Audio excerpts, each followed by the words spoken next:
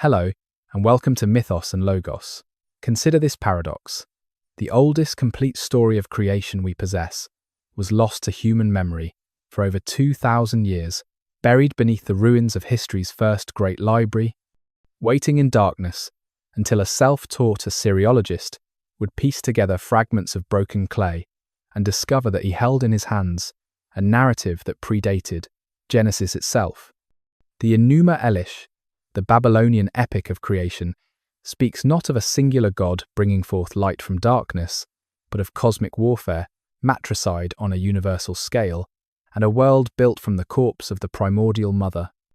This is a story where chaos is not merely an absence of order, but a living, breathing dragon, where the youngest god must murder his own grandmother to create the world we know, and where humanity exists not as the crown of creation, but as a servant race, fashioned from divine blood to bear the burden of labour, so the gods might rest. In the next several hours, we will descend through layers of time to walk the streets of ancient Babylon during the Akitu festival, when this epic was recited in its entirety as both history and prophecy. We will stand in the British Museum with George Smith as he realises what he's discovered, witness the political theology that elevated Marduk from minor deity to king of heaven, and trace how these ancient tablets influenced the creation stories that would follow, echoing through Genesis, the Gnostic texts, and even into modern literature, where dragons still lurk at the edges of our imagination. May I ask for your help? Liking and subscribing takes just a moment, but makes a huge difference for the channel. I'm grateful for your consideration. I'm also always amazed by our international reach, so I'd appreciate hearing where you're joining from and your local time. Feel time's current reversing, pulling you gently into 700 years before Christ, into the final glory days of the Assyrian Empire, where in the northern reaches of Mesopotamia, King Ashurbanipal is building something unprecedented, a library to contain all the world's knowledge. The evening air carries the scent of clay and reed smoke. The scratch of styluses on tablets mingles with the murmur of ancient words being copied, preserved, saved from the entropy that claims all things. Here, among thousands upon thousands of cuneiform tablets, the Enuma Elish waits to begin its long sleep. Dust and revelation. The year was 1872, and in a poorly lit room of the British Museum, a young man named George Smith bent over fragments of clay tablets that had travelled 3,000 miles and 3,000 years to reach his desk. Smith was an unlikely scholar, having left school at 14 to become an engraver's apprentice, but he possessed something more valuable than formal education, an obsessive fascination with the wedge-shaped marks that covered these ancient artifacts. For years, he had taught himself Akkadian during his lunch breaks, studying the cuneiform script with the devotion of a monk illuminating manuscripts, until the museum took notice and offered him a position as an assistant. On this particular November afternoon, as London's grey light filtered through tall windows, Smith was piecing together fragments from the library of Ashurbanipal, the last great king of Assyria. These tablets had been discovered 2 decades earlier by Austin Henry Layard in the ruins of Nineveh, shipped to London in crates, like so much archaeological plunder, where they lay in storage, waiting for someone who could read their ancient script. Smith had been working through them systematically, cataloguing, translating, slowly resurrecting dead voices from baked clay. The tablet before him was labelled K 3567, a bland designation that gave no hint of its contents. As Smith's fingers traced the minute impressions, words began to form in his mind, first tentatively, then with growing certainty. He was reading about water, about primordial waters that existed before heaven and earth, before light and darkness, before the gods themselves. The tablet spoke of Apsu, the sweet waters beneath the earth, and Tiamat, the salt waters of the primordial sea. These were not metaphors or poetic descriptions, but living beings, the first parents, from whose mingling all existence would emerge. Smith's heart began to race as he continued reading. This was a creation story, but unlike anything in Genesis. Here was Tiamat, described as a dragon, a monster of chaos who would birth the first generation of gods, only to later wage war against them. Here was Marduk, a young god who would rise to supremacy, not through moral authority but through violence, who would create the world, not through divine speech but by splitting Tiamat's corpse like a shellfish, using half to form the sky and half to form the earth. As the implications of what he was reading sank in, Smith reportedly stood up from his desk, and in a moment that has become legend among Assyriologists, began to pace around the room in such excitement that he started removing his clothes, overcome by the magnitude of his discovery. His colleagues, accustomed to the eccentricities of scholars, gently encouraged him to dress himself again, but they too recognized the significance of what he had found. This was the Enuma Elish, though that name would come later, drawn from the epic's opening words, which mean, when on high. It was older than the Hebrew Bible, older than Homer, one of humanity's earliest attempts to explain the existence of everything. And it had been lost, completely lost, for over 2 millennia, unknown to classical Greek and Roman writers, unmentioned in Jewish or Christian sources, absent from Islamic tradition. The story that had once been recited annually in Babylon's greatest temple, that had shaped the worldview of the civilization that gave us writing, mathematics, and astronomy, had vanished so thoroughly that not even its name survived. When gods walked in Babylon, you stand among a crowd of thousands in the great courtyard of Esagila, Babylon's most sacred temple, as dawn breaks on the 4th day of Akitu, the New Year festival. The year is 575 BC, and Nebuchadnezzar II rules from the throne of Babylon, master of an empire that stretches from the Mediterranean to the Persian Gulf. The air is thick with frankincense and myrrh, and your feet are bare against stones still cool from the desert night, though they will soon bake beneath the Mesopotamian Sunday. Around you, the citizens of Babylon press forward, their bodies warm and close, scented with sesame oil, and the sharp tang of wool dyed with murex purple and saffron yellow. The great doors of the temple open with a groan that seems to come from the earth itself, and the priests emerge in procession. They wear white linen that catches the first light like water, and upon their heads are crowns that mirror the 7 levels of heaven. The high priest carries in his arms a clay tablet, though from where you stand, you cannot see the minute marks that cover its surface. But you know what they say? Every child in Babylon knows, for this is the Enuma Elish, the story of how Marduk became king of the gods and created the world from chaos. A hush falls over the crowd as the high priest begins to chant, his voice rising and falling in the ancient cadences that have been preserved, word for word, tone for tone, for generations beyond counting. Enuma Elish la Nabu Shamamu, he intones. When on high, the heaven had not been named, firm ground below had not been called by name.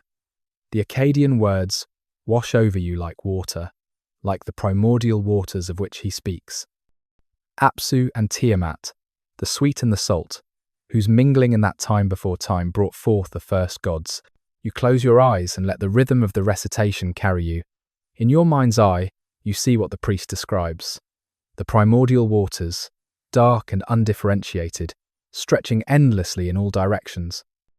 There is no sky to separate above from below, no earth to divide the waters, only an infinite expanse of potential.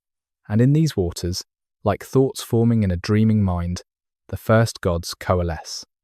Lamu and Lahamu emerge, silt and sediment given divine form. From them come Anshar and Kishar, the horizons of sky and earth, though neither sky nor earth yet exist. The sun climbs higher, and sweat begins to bead on your skin, mixing with the sacred oils. The temple attendants periodically spray over the crowd from silver vessels. The priest's voice continues, unwavering despite the hours of recitation, telling how the young gods grew restless in the primordial silence, how their movement and their noise disturbed Apsu's sleep. You feel the tension building in the story, as you have every year since childhood, yet it never loses its power. The creator contemplates destroying his own creation, and Tiamat, the mother, is caught between her love for her children and her loyalty to her spouse. Around you, some in the crowd begin to sway slightly, hypnotized by the heat and the droning voice and the familiar yet always powerful words. Children sit on their father's shoulders, their eyes wide as they hear how Ea, the clever god, discovered Apsu's plan and wove a spell of sleep that allowed him to kill the primordial father. You hear gasps from some of the younger children, experiencing the story for the first time, learning that their ordered world began with deicide, with a son murdering his father. The priest pauses, takes a sip of water from a golden cup, and continues. Now he tells of Tiamat's rage, her grief transforming into a terrible resolve for vengeance. The crowd presses closer, though the heat has become almost unbearable. You feel the rough wool of the tunic against your back, as someone behind you leans forward, and you smell the barley beer on their breath as they whisper the words, along with the priest, for this is the part everyone knows by heart, the part where Tiamat creates her army of monsters, the library beneath the sand. 700 years before Christ, in the northern reaches of Mesopotamia, where the Tigris River carved its ancient path through fertile plains, King Ashurbanipal of Assyria conceived a project that would outlast his empire by millennia. He would create a library, not merely a collection of texts, but a complete repository of all human knowledge as it existed in his time. This was to be his immortality, more lasting than monuments of stone, more permanent than conquests that would inevitably be reconquered. In this ambition, he succeeded beyond his imagining, though not in the way he intended. Ashurbanipal was an unlikely librarian. He ruled the Assyrian Empire at its absolute zenith, when its borders stretched from Egypt to the Persian Gulf, maintained through a military machine so efficient and brutal that conquered peoples would sometimes destroy their own cities rather than face Assyrian siege. Yet this warrior king, who could boast in his inscriptions of hunting lions from his chariot and crushing rebellions with methodical violence, was also a scholar who could read and write in both Akkadian and Sumerian, languages already ancient in his time. He claimed in his royal inscriptions that the god Nabu, patron of scribes, had granted him wide understanding and the ability to comprehend texts from before the flood. The library he built in his capital of Nineveh was unprecedented in scope and ambition. Ashurbanipal dispatched agents throughout his empire with royal authority to copy or confiscate any text they encountered. Temple libraries in Babylon, Borsippa, Nippur, and Ur were systematically catalogued and duplicated. Private collections maintained by families of scholars for generations were requisitioned for the royal project. Ancient texts crumbling with age were carefully recopied onto fresh clay tablets by teams of scribes working in specialized scriptoriums. The copying process itself was an act of reverence and precision that modern scholars can barely comprehend. Each scribe underwent years of training, beginning in childhood with the basic wedges of cuneiform, progressing through the complexities of Akkadian grammar, and for the most talented, learning the already dead language of Sumerian. They worked with reed styluses, carefully cut to produce wedges of exactly the right size and depth, pressing them into tablets of clay that had been prepared to precisely the right consistency, neither too wet that the impressions would blur, nor too dry that the clay would crack. When copying ancient texts like the Enuma Elish, the scribes followed protocols that would be familiar to any modern philologist. They noted when the tablet they were copying from was damaged, marking breaks with phrases like, "broken, I did not read it." They included colophons, those ancient equivalents of publication data, recording which tablet this was in a series, how many lines it contained, and sometimes even adding personal notes about the difficulty of the text or the condition of their source.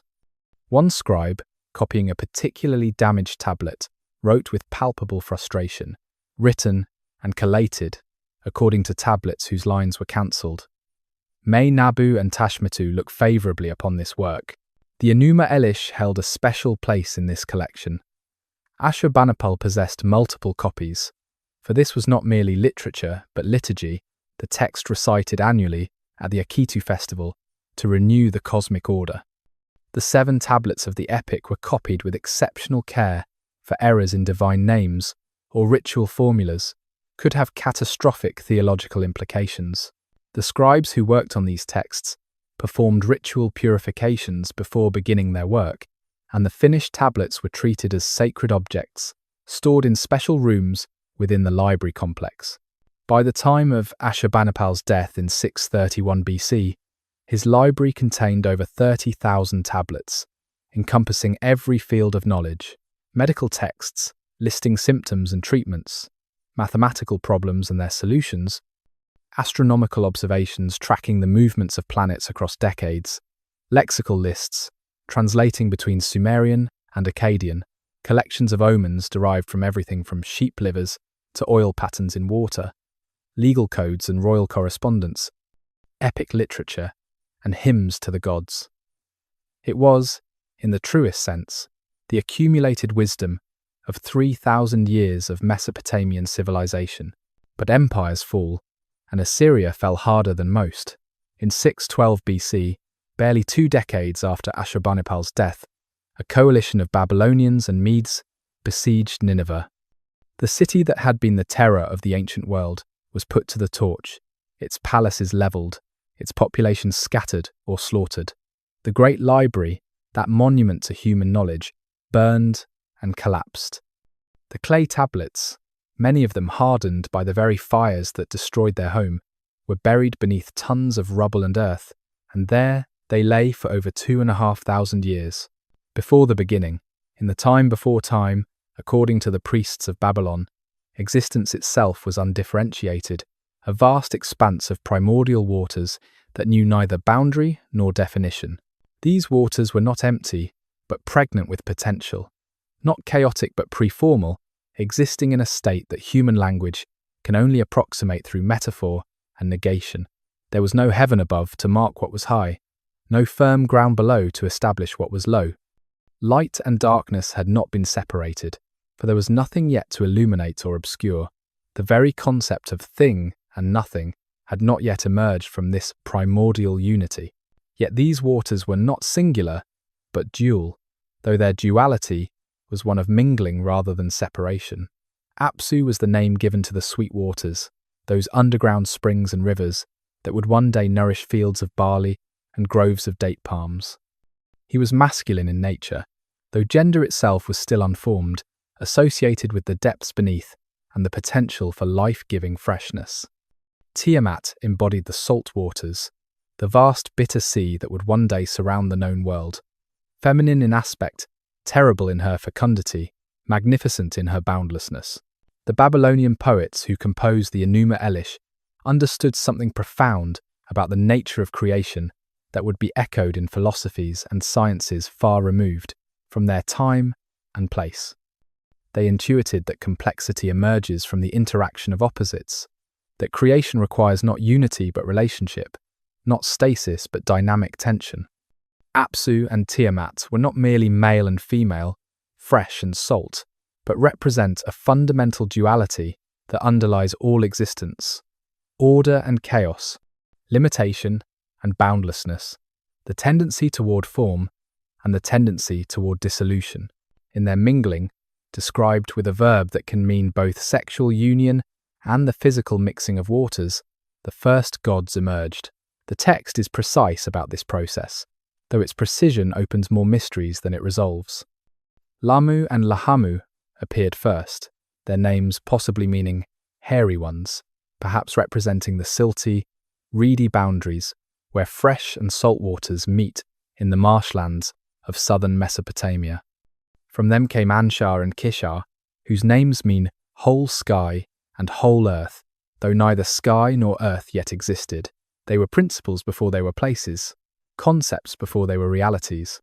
The genealogy continues through Anu, the sky god, who would become central to Mesopotamian religion, and culminates, for the moment, with Ea, called Nudimud, the clever god of wisdom and fresh waters.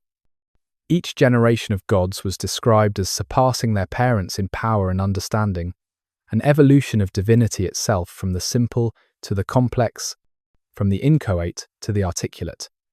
This was not creation by divine fiat, not the speaking of worlds into being, but generation through reproduction, through the natural processes that the Babylonians observed in their own world, elevated to cosmic significance. What the text presents is remarkable for what it doesn't claim as much as what it does. There is no ultimate beginning here, no prime mover or first cause. Apsu and Tiamat simply were, had always been, would always be, even after their apparent destruction. For the sweet waters still flow beneath the earth, and the salt sea still surrounds the land. The Babylonians did not ask what came before the primordial waters, because the question itself would have been meaningless. The waters were existence itself, in its most fundamental form. Modern readers, influenced by 2,500 years of philosophical speculation about first causes and prime movers, might find this unsatisfying, but for the Babylonians, it reflected observable reality. Every year, their world was literally recreated as the Tigris and Euphrates flooded, mixing fresh water with the salt marshes of the south, depositing the silt that renewed their fields. They could see in their own landscape the truth of their creation story. Life emerged where waters mingled. Civilization arose from the interplay of river and sea. The order was carved from watery chaos through divine and human effort. The sweet and salt waters. Listen to the waters of Mesopotamia, for they tell the oldest story. In the marshlands of southern Iraq, where the Tigris and Euphrates rivers approach the Persian Gulf, fresh water still meets salt in an eternal dance of mixing and separation. Reed beds sway in the brackish shallows, and the morning mist rises like the breath of primordial gods. This is the landscape that gave birth to the Enuma Elish, where the abstract mythology of creation could be observed in the physical world every day. The ancient Mesopotamians understood water as the fundamental element of existence, more primary than earth, air, or fire. Their cities rose from irrigated deserts. Their agriculture depended on river floods. Their trade routes followed waterways to the sea. They knew water in all its moods. The life-giving annual floods that deposited rich silt on their fields, the devastating floods that could wash away entire cities, the patient groundwater that could be reached through wells, the vast and terrifying sea that marked the boundary of the known world. In their cosmology, Apsu was not merely a god, but the Apsu, a Sumerian word adopted into Akkadian, referring to the freshwater ocean, believed to exist beneath the Earth's surface. Every spring and well was a connection to this underground sea. Every river was Apsu's gift breaking through to the surface. The sweet waters were dependable, cyclical, knowable. They could be channeled through irrigation canals, stored in cisterns, directed by human ingenuity. Apsu represented the masculine principle of order, the potential for civilization, the promise that patient work could make the desert bloom. Tiamat, the salt water, embodied a different principle entirely. The Persian Gulf, which the Babylonians called the Lower Sea, was a presence both vital and threatening. It provided fish and pearls, enabled trade with distant lands, but it also represented the ultimate boundary, the chaos that surrounded and threatened to overwhelm the ordered world. Salt water was poison to crops. Its storms could devastate coastal settlements. Its depths hid monsters both real and imagined. Tiamat was the feminine principle of boundlessness, the source of life, but also the possibility of dissolution, the womb and the tomb in one vast, surging body. Where these waters met, in the marshlands that even today preserve a way of life unchanged for millennia, something magical occurred. The mixing created an ecosystem of extraordinary richness, where fish spawned, birds nested, and humans could harvest both the bounty of the sea and the fertility of the rivers. This liminal zone, neither fully fresh nor fully salt, neither entirely land nor entirely water, became the Babylonian metaphor for creation itself. It was here, in this mixing, that the solid emerged from the liquid, that form arose from formlessness. Words, carved in stone, the young scribe Nabu Zukup Kenu set down his reed stylus and flexed his aching fingers, studying the tablet before him in the flickering light of oil lamps. It was the 3rd hour after sunset in the city of Babylon. The year was 625 BC, and he had been copying the 4th tablet of the Enuma Elish since dawn. His eyes burned from focusing on the minute, wedge-shaped marks. His back ached from hunching over his work, but he dared not show fatigue. This was sacred work, preparing new copies of the creation epic for the temple's upcoming Akitu festival, and the slightest error could bring divine disfavor upon the entire city. The room where he worked was deep within the temple complex of Esagila, windowless to protect the precious tablets from the elements, cool even in the heat of summer. Around him, other scribes worked in similar silence, only the soft pressing of stylus into clay and the occasional clearing of a throat breaking the concentration. The air smelled of wet clay and sesame oil, with an undertone of the frankincense that was burned each morning to purify the scriptorium. On shelves along the walls, hundreds of tablets stood in neat rows, the accumulated wisdom of centuries, texts on everything from liver divination to mathematical calculations, from medical diagnoses to the movements of planets. But none were as important as the text beneath his stylus. The Enuma Elish was not merely literature, it was cosmic truth inscribed in clay, the story that explained why the world existed as it did, why Marduk ruled in heaven, why Babylon stood supreme among cities. Nabu-Zukupkenyu had been copying texts for 15 years, since he was first apprenticed at age 7, but he still felt a tremor of awe each time he formed the words that describe Marduk's battle with Tiamat, the creation of the world from her corpse, the fashioning of humanity from the blood of a slain god. The tablet he was copying from was ancient, one of the master copies kept in the temple's inner sanctum, its surface worn smooth by generations of scribes who had used it as their source. Some of the signs were nearly illegible, and twice already today, he had to consult with the senior scribe about uncertain readings.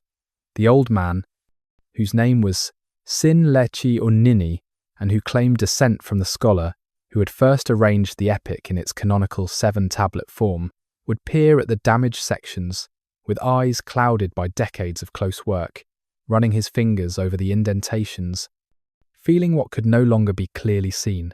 The gods change, the old scribe had told him once, during a rare moment of conversation. Their names change, their cities rise and fall, but the words remain. We are not copying tablets, young one. We are copying the architecture of existence itself. Nabu-Zukupkenyu understood this more deeply with each passing year. The epic he copied was already unimaginably old, its language archaic even to Babylonian ears, full of Sumerian loanwords and grammatical constructions that belonged to an earlier age. Yet it was also eternally present, renewed each year in recitation, its truths as relevant to the reign of Nebuchadnezzar as they had been to kings whose names were lost to memory. The stylus in his hand was not merely a tool but a conduit, connecting the primordial moment of creation to the present breath, the darkness before existence, to the lamplit room where he worked. He reached the passage describing Tiamat's army of monsters, and despite his familiarity with the text, he felt the usual chill run down his spine. Mushhushu, the furious snake, with the body of a lion and eagle's wings. Ugalu, the big weather beast with the mouth of a lion and the body of a human. The list went on, each creature more terrible than the last. An army of nightmares given form in the precise wedges his stylus pressed into clay. These were not fantasies to the scribe, but real forces of chaos that Marduk had defeated and bound, forces that would return to unmake the world if the epic was not recited, if the king did not play his part in the ritual, if scribes like him did not preserve the words exactly as they had been handed down. The younger gods arise. The silence of the primordial waters could not last. From the mingling of Apsu and Tiamat, from fresh and salt, from the masculine principle of order and the feminine principle of boundlessness, emerged a new generation of gods who knew nothing of stillness. They were born into existence, with voices that had never learned silence, with limbs that had never known rest. The text describes them with a mixture of affection and foreboding, these young deities who carried within themselves the seeds of both creation's glory and its first great catastrophe. Ea, wisest among them, established his dwelling upon the underground waters, claiming dominion over the fresh springs and rivers that would one day sustain human civilization. He was called Nudimud, the creator, the shaper, master of incantations and spells that could alter reality itself. His intelligence surpassed that of his ancestors, seeing patterns where they saw only possibility, understanding cause and effect, where they knew only eternal presence. In him, Consciousness had evolved to the point of manipulation, of technique, of what humans would later call technology and magic, though for the gods, these were one and the same. Anu ruled the heavens that did not yet exist, a god of authority and justice, whose decrees would establish the laws by which both gods and humans would live. Through him came the concept of kingship, of legitimate rule, of power exercised not through raw strength but through acknowledged sovereignty. His son would be Enlil, lord of the winds and the space between heaven and earth, though that space too was still unformed, existing only as potential within the primordial waters. These younger gods were restless with the energy of youth and the burden of consciousness. Where Apsu and Tiamat had been content with eternal mingling, with existence without event, the new generation craved action, change, progress. They gathered in groups, forming the first society, creating bonds of alliance and rivalry that had never before existed. They played games whose rules they invented as they went along, held conversations about subjects that had never been discussed, because language itself was still forming from their interactions. The noise they made was not mere sound, but the vibration of becoming, the resonance of potential actualizing itself. Every word they spoke created new concepts. Every movement they made carved new possibilities from the formless waters. They were like children who had discovered they could reshape their nursery at will, drunk with the power of their own existence, heedless of the disturbance they caused in the primordial peace. This generational conflict, embedded in the very opening of the Enuma Elish, speaks to a tension that every human society has known, the exhaustion of the old when confronted with the energy of the young, the fear of change meeting the hunger for transformation. But here it was elevated to cosmic significance. The young gods were not simply annoying their parents, they were fundamentally altering the nature of existence itself. Their noise was creation happening, differentiation occurring, the simple becoming complex, the unified becoming multiple. Apsu, the primordial father, found his rest disturbed, his meditation broken, his eternal peace shattered. The text captures his complaint with surprising emotional depth, presenting not an abstract cosmic principle, but a being experiencing genuine distress. He could not sleep during the day because of their clamour. He found no rest at night because of their activities. The sweet waters that he embodied, which required stillness to remain clear, were being stirred into turbidity by the constant motion of his offspring. His response would set in motion the chain of violence that would ultimately lead to the creation of the world as humans know it. Speaking to Tiamat, his spouse and counterpart, Apsu proposed a solution that was both shocking and, from his perspective, entirely logical. The destruction of their children, the unmaking of what had been made, a return to the primordial silence that had existed before the younger gods emerged. It was not cruelty, but exhaustion that motivated him. Not hatred, but a deep longing for the peace that had been lost. Cosmic disturbance. The harmony of the primordial waters was breaking apart, and with it, the very foundation of existence trembled on the edge of catastrophe.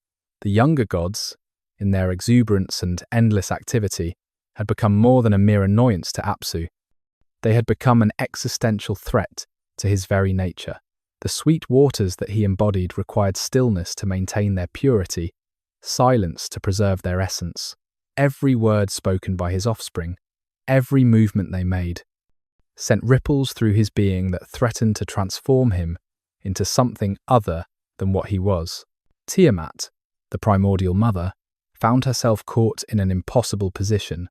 The text presents her with remarkable psychological complexity for a cosmic principle, showing her torn between her maternal instincts and her solidarity with her spouse. When Apsu first voiced his terrible intention to destroy their offspring, Tiamat's response was immediate and visceral. She cried out in distress. She raged against the proposal, demanding to know how they could destroy what they themselves had brought forth.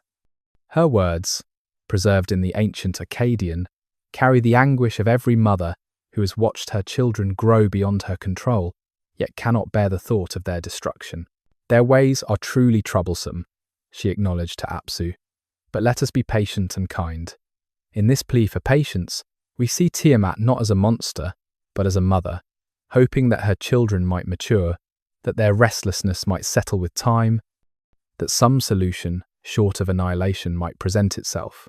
She proposed forbearance as an alternative to violence, understanding as an antidote to destruction. But her voice, powerful as it was, could not override the fundamental incompatibility between the old order and the new. The younger gods, meanwhile, became aware of the threat gathering around them like storm clouds on a horizon that didn't yet exist. The text tells us they wandered about in distress, a phrase that captures both their physical restlessness and their psychological state. They were gods discovering mortality, or at least the possibility of ending, a concept that should have been foreign to divine beings, but which now loomed over them with terrible immediacy. They huddled together in groups, whispering about the danger, trying to comprehend how their very existence had become offensive to the sources of their being. It was Ea who discovered the full extent of Apsu's plan, though the text is deliberately vague about how this knowledge came to him. Perhaps it was his mastery of wisdom and magic that allowed him to perceive his father's intentions, or perhaps Apsu's distress had become so great that his thoughts leaked out into the waters themselves, readable to one who knew how to interpret the signs. However it happened, Ea understood that this was not a threat that could be negotiated away or weathered through patience. If the younger gods were to survive, if the evolution of consciousness was to continue, if complexity was to triumph over simplicity, then Apsu would have to die. The decision Ea made in that moment would echo through all subsequent mythology and theology. He would commit the first deicide, the murder of a god by another god, specifically the murder of a father by his descendant. This was not just parricide, but something more fundamental, the destruction of one of the two primordial principles that had given rise to existence itself. It was an act that would transform the cosmos forever, making violence and death part of the fundamental structure of reality, establishing that even gods could die, that even the most ancient and powerful forces could be overcome by intelligence and will. Rivers between rivers. Listen now to the whisper of water through reed beds, the gentle lap of waves against mudflats, the slow pulse of tidal exchanges where rivers meet the sea. In the marshlands of ancient Mesopotamia, between the great rivers that gave the land its name, nature itself recited the Enuma Elish. With every sunrise, with every season, with every generation of fish and fowl that made these wetlands their home. This was a landscape that existed between definitions, neither fully land nor fully water, neither completely fresh nor entirely salt, a place where boundaries dissolved and reformed with each tide, each flood, each passing year. Dawn comes slowly to the marshes, filtered through morning mist that rises from the water like the breath of sleeping gods. The first light turns the vapor golden, transforms every drop of dew into a small sun, makes the spiderwebs strung between the reeds look like nets woven from light itself. Birds begin their morning chorus, while the sky is still more dark than light. The hollow boom of bitterns, the rattling call of kingfishers, the high, thin cries of plovers. Each sound carries across the water with perfect clarity, for there are no hills here to break the echo, no forest to absorb the sound, only the vast flatness of water and reed and sky. As the sun rises higher, the marshes reveal their abundance. Schools of carp move through the shallows like living shadows, their movements sending ripples across the surface that catch and scatter light. Dragonflies hover on wings that blur with speed, their bodies gleaming like polished jade and lapis lazuli. Water buffalo stand knee-deep in the cooling water, their dark hides steaming in the growing heat, while white egrets pick their way carefully through the shallows on legs like polished bone, hunting for fish and frogs in the turbid water. This is the landscape that gave birth to civilization itself. Here, in these marshes, humans first learned to work with water rather than simply depending on it, building reed houses on floating islands, weaving boats from bundled reeds that could navigate channels too shallow for wooden craft. They discovered which plants could be eaten, which reeds made the strongest ropes, which mud was best for making bricks. They observed the spawning patterns of fish, the nesting habits of waterfowl, the seasonal movements of the waters themselves. In learning to read the marshes, they developed the attention to detail that would eventually lead to writing, mathematics, astronomy, The reeds themselves became the instruments of civilization. Cut and dried, their hollow stems became the first pens, pressed into clay tablets to create the wedge-shaped marks of cuneiform. Bundled together, they formed the walls and roofs of houses, the hulls of boats, the mats on which people slept. Even the gods dwelt in reed shrines before humans learned to build with brick and stone. The reed was so central to Mesopotamian life that it became a divine symbol itself, the sacred plant of Inanna, goddess of love and war, who was sometimes called the Lady of the Reed Marsh. The first murder, the death of Apsu, marks the moment when the cosmos learned violence, when the primordial waters first knew the possibility of ending, when existence itself discovered that even its most fundamental principles could be unmade. Ea's approach to this first deicide was not through strength but through cunning, not through confrontation but through craft, establishing a pattern that would echo through every mythology that followed. Intelligence overcoming primordial power, consciousness triumphing over unconscious force, the young god defeating the old through wisdom rather than might. Ea began by weaving a spell of sleep, though spell barely captures the complexity of what the text describes. This was language used as a weapon, words arranged in patterns that could alter reality itself, syllables that carried the power to bind even a primordial god. The incantation he recited was both a lullaby and a trap, a formula that spoke to the exhaustion Apsu already felt, amplifying his desire for rest until it became irresistible. The sweet waters, which had churned with anger and determination to destroy the younger gods, grew still and calm under the influence of Ea's words. The text describes Apsu's sleep with haunting beauty. It was not merely unconsciousness, but a return to something like the state that had existed before the younger gods emerged, a profound stillness that went beyond physical rest to touch the very essence of his being.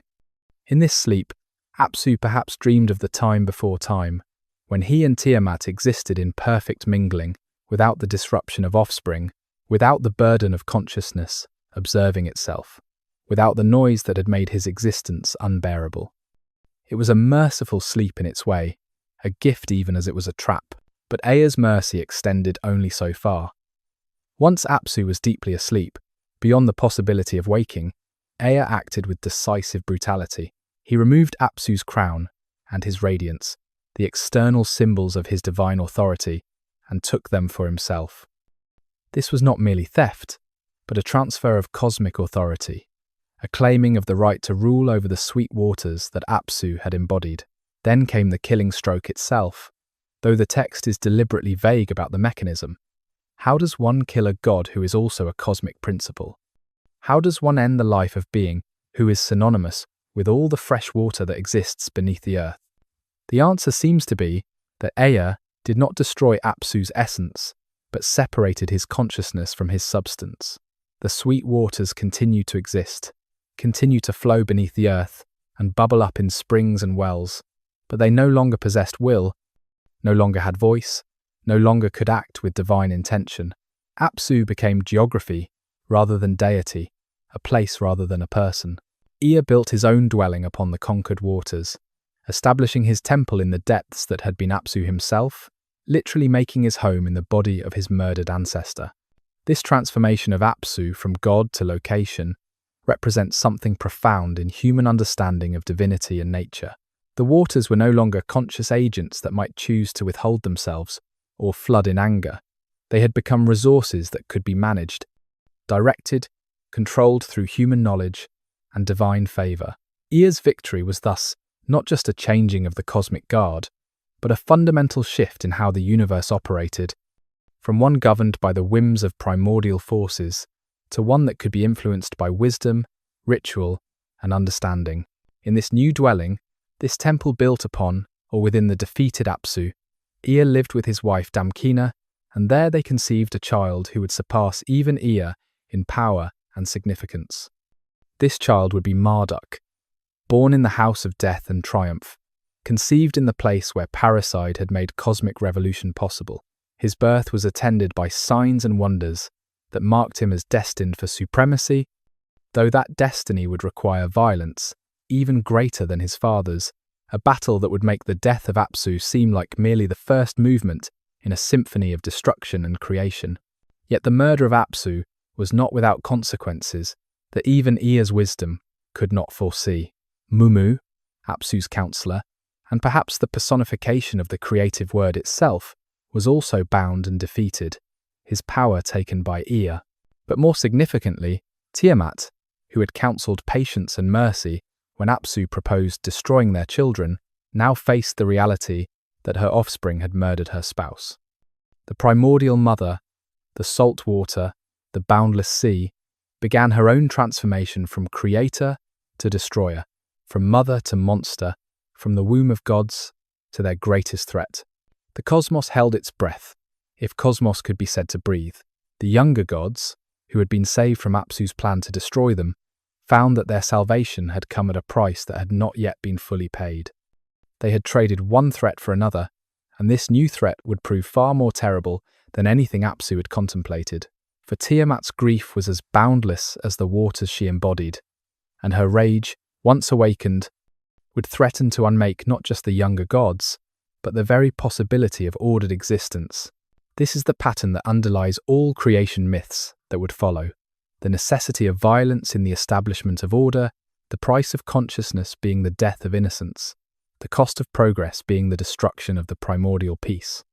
The Babylonians understood what later philosophies would struggle to articulate, that creation and destruction are not opposites, but partners in the dance of existence, that every new world requires the death of an old one, that even the gods must kill to create.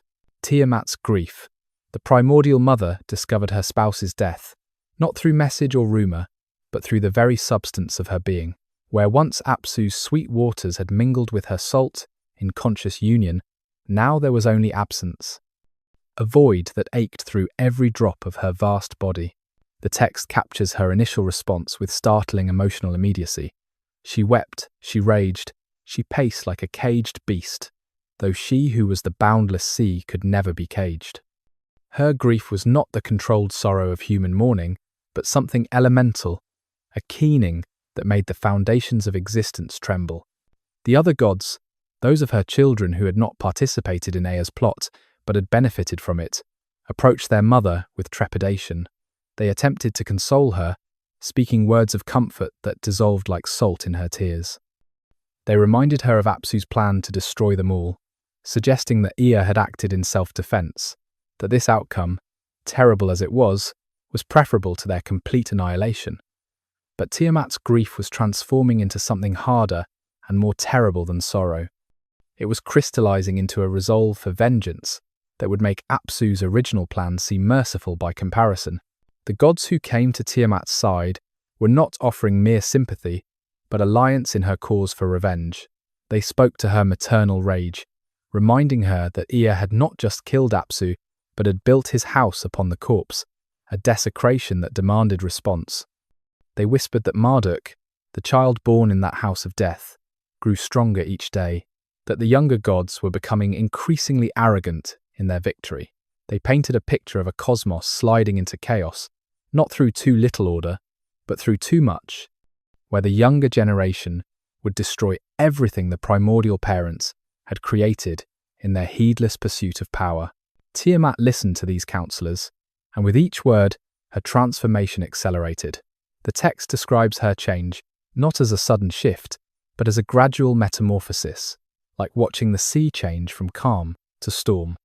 Her body, which had been the source of all life, began to generate new forms of existence, but these were not the gods of earlier generations. These were monsters, beings of pure fury and destruction, creatures that embodied her rage given form and function. She began with the Hydra, the Mushushu dragon, with its venomous bite and regenerating heads. Then came the Lamu, hairy hero men of tremendous strength, different from the earlier god of the same name. The Yugalu followed, great storm demons with lion heads and human bodies. Each creature she birthed was more terrible than the last. The Urmahalalu, lion men who walked upright. The Uridimu, mad lions that knew no fear. The Gertablulu, scorpion men whose gaze brought death. The Umu Dabrutu, violent storms given bodily form. The Kulu, fishmen who swam through air as easily as water, the Kusariku, bullmen whose charge could shatter mountains. 11 monsters in total she created, each one a weapon aimed at the heart of the younger gods, each one an expression of her transformation from creator to destroyer. But these were not enough. Tiamat needed a general for her army, a champion who could face whatever champion the younger gods might produce. She chose Kingu, elevating him above all other gods, granting him the tablet of destinies that conferred supreme authority over the cosmos. She declared him her new spouse, though he was also her son, a violation of cosmic order that signaled just how far she had travelled from her original nature. The tablet of destinies that she hung around Kingu's neck was more than a symbol of authority. It was authority itself made tangible. Whoever possessed it held the power to decree fate, to establish what would be and what would not be, to write the laws that even gods must obey. By giving it to Kingu, Tiamat was not just preparing for war, but attempting to rewrite the fundamental structure of existence, to create a new cosmic order with her chosen champion at its centre and the murdered Apsu avenged. Witnessing the Akitu festival, you press forward through the crowd gathering along the processional way, the great street that runs from Esagila, through the Ishtar Gate, to the Akitu house beyond Babylon's walls. It is the 8th day of the New Year festival, and the entire city has turned out to witness the procession that will renew the cosmic order for another year. The sun has barely risen, but already the heat is building, mixing with the smell of thousands of bodies, the incense burning in bronze braziers every 50 paces, the flowers that people throw from rooftops and windows. The processional way itself is a wonder that visitors from distant lands struggle to describe to those who have not seen it. The street is paved with limestone and marble, wide enough for 20 men to walk abreast, and the walls on either side are covered with glazed bricks that gleam like jewels in the morning light. Lions, dragons, and bulls parade in endless procession along these walls, worked in yellow and brown against a background of brilliant blue, so lifelike that children reach out to touch them, half expecting them to feel warm fur or cool scales rather than glazed clay. You have managed to secure a spot near the Ishtar Gate itself, that towering monument to divine power that rises 40 feet above the street. The gate is covered with the same glazed bricks as the processional way, but here the animals are larger, more magnificent. Dragons and bulls alternate in rows, symbols of Marduk and Adad, protecting the city from all who would harm it. The crowd around you speaks in a dozen languages: Akkadian and Aramaic, Egyptian and Elamite, Greek and Persian, for Babylon draws merchants and pilgrims from every corner of the known world. A hush falls over the crowd as the great doors of Esagila open and the procession begins. First come the musicians, playing harps and lyres, drums and cymbals, their music following the ancient modes that have accompanied this ritual since before memory. The melody they play is the same one that was played when Hammurabi ruled Babylon, when Nebuchadnezzar I defended the city from Elamite invasion, when gods walked the earth in human form.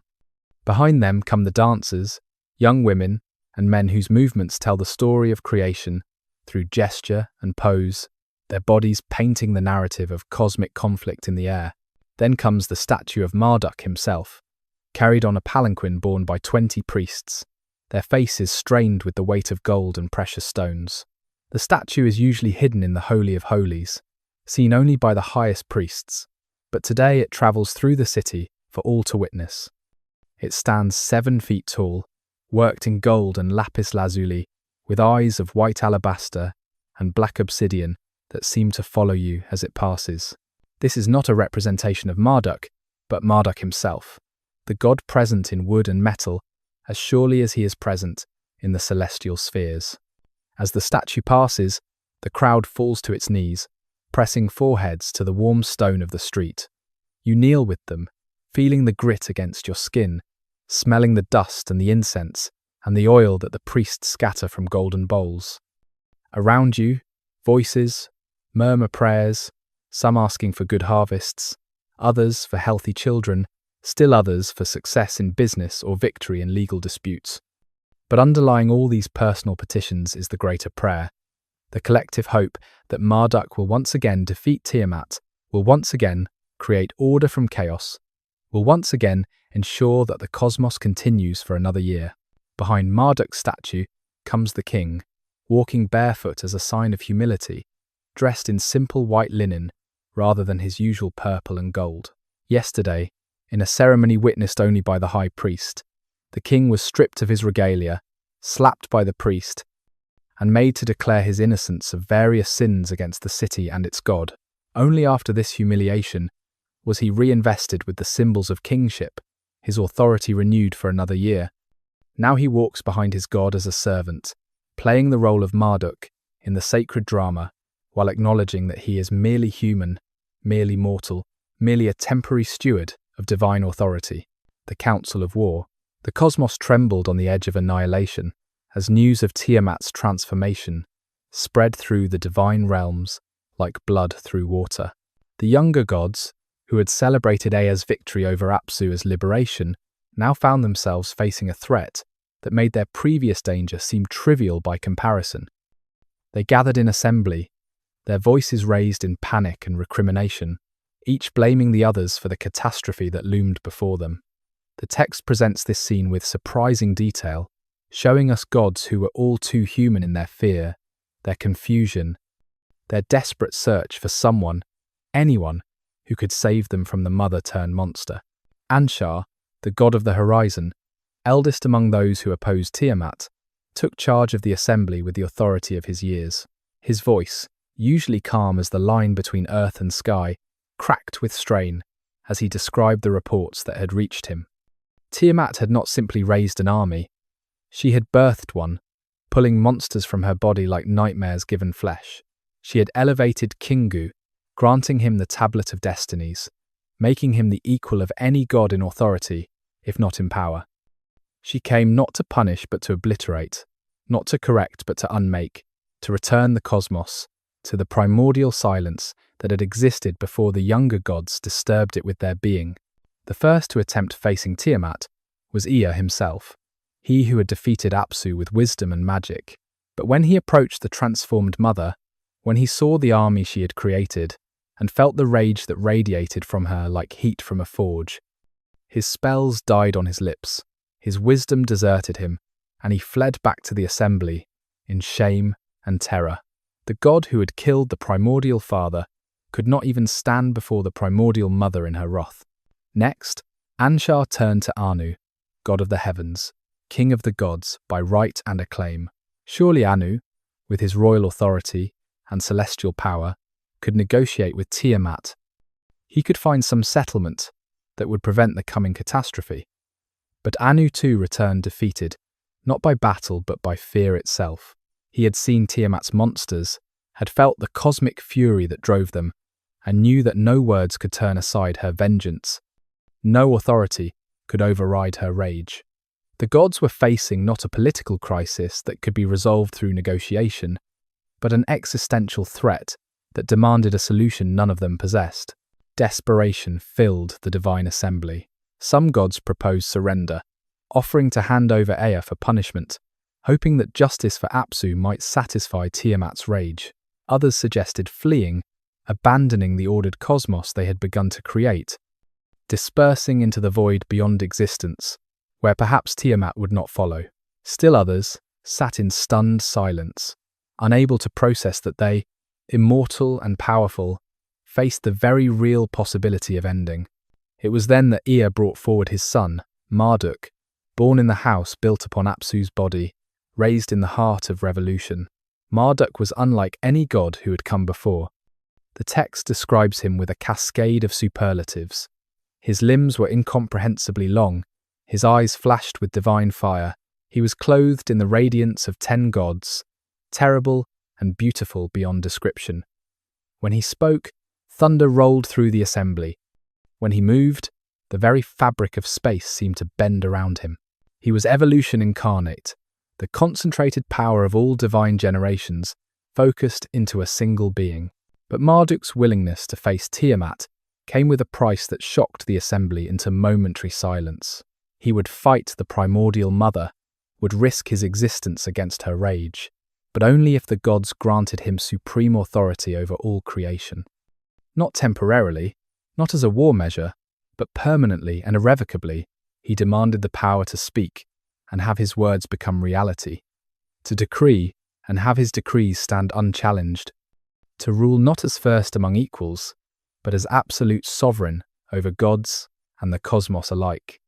The demand was outrageous, unprecedented, a violation of every understanding of divine hierarchy that had existed since the first gods emerged from the primordial waters.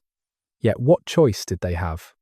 They could accept Marduk's terms and perhaps survive under his rule, or refuse and certainly perish under Tiamat's assault.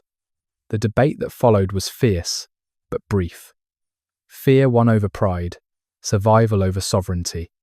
The gods agreed to Marduk's terms, though some did so with bitter reluctance that would echo through subsequent mythologies. 11 monsters of chaos. In the space between decision and battle, in the terrible pause before cosmic violence, let us consider the army that Tiamat had birthed from her rage and grief. These were not creatures that evolved or were crafted, but were expressions of emotion given physical form, manifestations of a mother's fury at the murder of her spouse, embodiments of chaos's response to order's first crime. Each monster was unique, terrible in its own specific way, yet all shared the fundamental quality of wrongness, of being things that should not exist in an ordered cosmos yet did. The Mushushu came first from Tiamat's womb of wrath, the furious snake, with a body that violated all natural categories. Its head was serpentine, but crowned with horns like a bull. Its forelegs were those of a lion, while its hind legs belonged to an eagle. Its tail ended in a scorpion's sting, and its entire body was covered in scales that shifted colour, like oil on water. When it moved, it seemed to exist in multiple places at once, as if the laws of space themselves recoiled from its presence. Its venom was not merely toxic, but carried the essence of primordial chaos, dissolving not just flesh but the very concept of form. The Lamu emerged next, hairy hero men whose strength exceeded comprehension. They stood 3 times the height of mortal men, their bodies covered in hair that moved like water, that grabbed and grasped like living things. Their faces were human but wrong, features arranged in patterns that hurt to perceive directly, smiles that conveyed only hunger, eyes that saw in spectrums beyond light and darkness. They carried no weapons because they needed none. Their hands could tear divine flesh as easily as mortal clay. The Yugalu followed, storm demons that walked upright on human legs, but bore the heads of lions, whose roars were literal tempests. When they opened their mouths, hurricane winds emerged, carrying with them rain that burned, hail that froze the blood in veins, lightning that sought out life to extinguish it. They moved in groups, their roars harmonizing in frequencies that shattered stone, and drove listeners mad with visions of their own unmaking. From Tiamat's rage came also the Uridimu, mad lions whose madness was contagious, spreading through sight and sound to infect all who encountered them. Their manes were flames that burned cold, their eyes swirled with colours that had no names, their roars contained words in languages that predated speech. To hear them was to feel sanity slip away like sand through fingers. To see them was to understand that reason itself was merely a temporary arrangement that could be revoked at any moment. The Gertablulu, scorpion men, whose human torsos rose from scorpion bodies, carried death in their gaze and poison in their touch. They were judge and executioner in one, able to see the guilt in any being, the flaws that made existence itself a crime worthy of punishment. Their stings delivered not just venom but judgment, killing not the body but the very concept of the being, erasing them from past and future alike. These monsters, and 6 others like them, formed Tiamat's vanguard, each one a specific argument against the ordered cosmos the younger gods were trying to create. They were not simply powerful, but fundamentally antithetical to structure, to law, to the very categories that made thought possible. They were, in the most literal sense, chaos incarnate, fragments of the primordial disorder that had existed before creation began its work of separation and definition. When cuneiform speaks, George Smith sat alone in the back room of the British Museum on that November evening in 1872, surrounded by fragments of the past that had become his entire world. The gas lamps had been lit an hour ago, casting golden light across the thousands of tablet fragments spread across the long wooden tables, each one a piece of a vast puzzle that might never be complete. His colleagues had gone home to their families, their warm dinners, their comfortable routines, but Smith remained, driven by an obsession that even he could not fully explain. He had been working on tablet K, 3,567, for 3 days, painstakingly translating each line, each word, each syllable from the ancient Akkadian. The tablet was part of the cache from Nineveh, from the library that Ashurbanipal had built and that time had buried, and Smith had recognized it as part of a creation myth from certain repeated phrases and divine names. But as he worked through the text, as the words began to form coherent sentences, and the sentences began to tell their story, he realized he was reading something extraordinary. The passage before him described Marduk preparing for battle, arming himself with weapons that were both physical and cosmic. The text spoke of Marduk creating the 4 winds, of gathering the 7 winds of destruction, of fashioning a net from the very fabric of space to trap Tiamat. These were not the measured verses of Genesis, the stately pronouncements of divine will. This was cosmic warfare, violent and visceral, gods fighting with weapons that could unmake reality itself. Smith's hands trembled as he reached the section describing the actual confrontation between Marduk and Tiamat. His Akkadian was good enough now that he could read almost as quickly as he could read English, the ancient words flowing through his mind with increasing clarity. Tiamat opened her mouth to devour Marduk, but he drove in the evil wind to hold her jaws apart. The passage was so vivid that Smith could almost see it. The primordial mother transformed into a dragon of chaos, her mouth a gateway to unbeing, held open by winds that Marduk commanded. Then came the killing blow. Marduk shot an arrow through Tiamat's open mouth, through her belly, splitting her heart, ending the life of the primordial mother. But death was not the end. It was transformation. The text continued, describing how Marduk contemplated Tiamat's corpse, how he conceived a plan to use her body as the raw material for creation.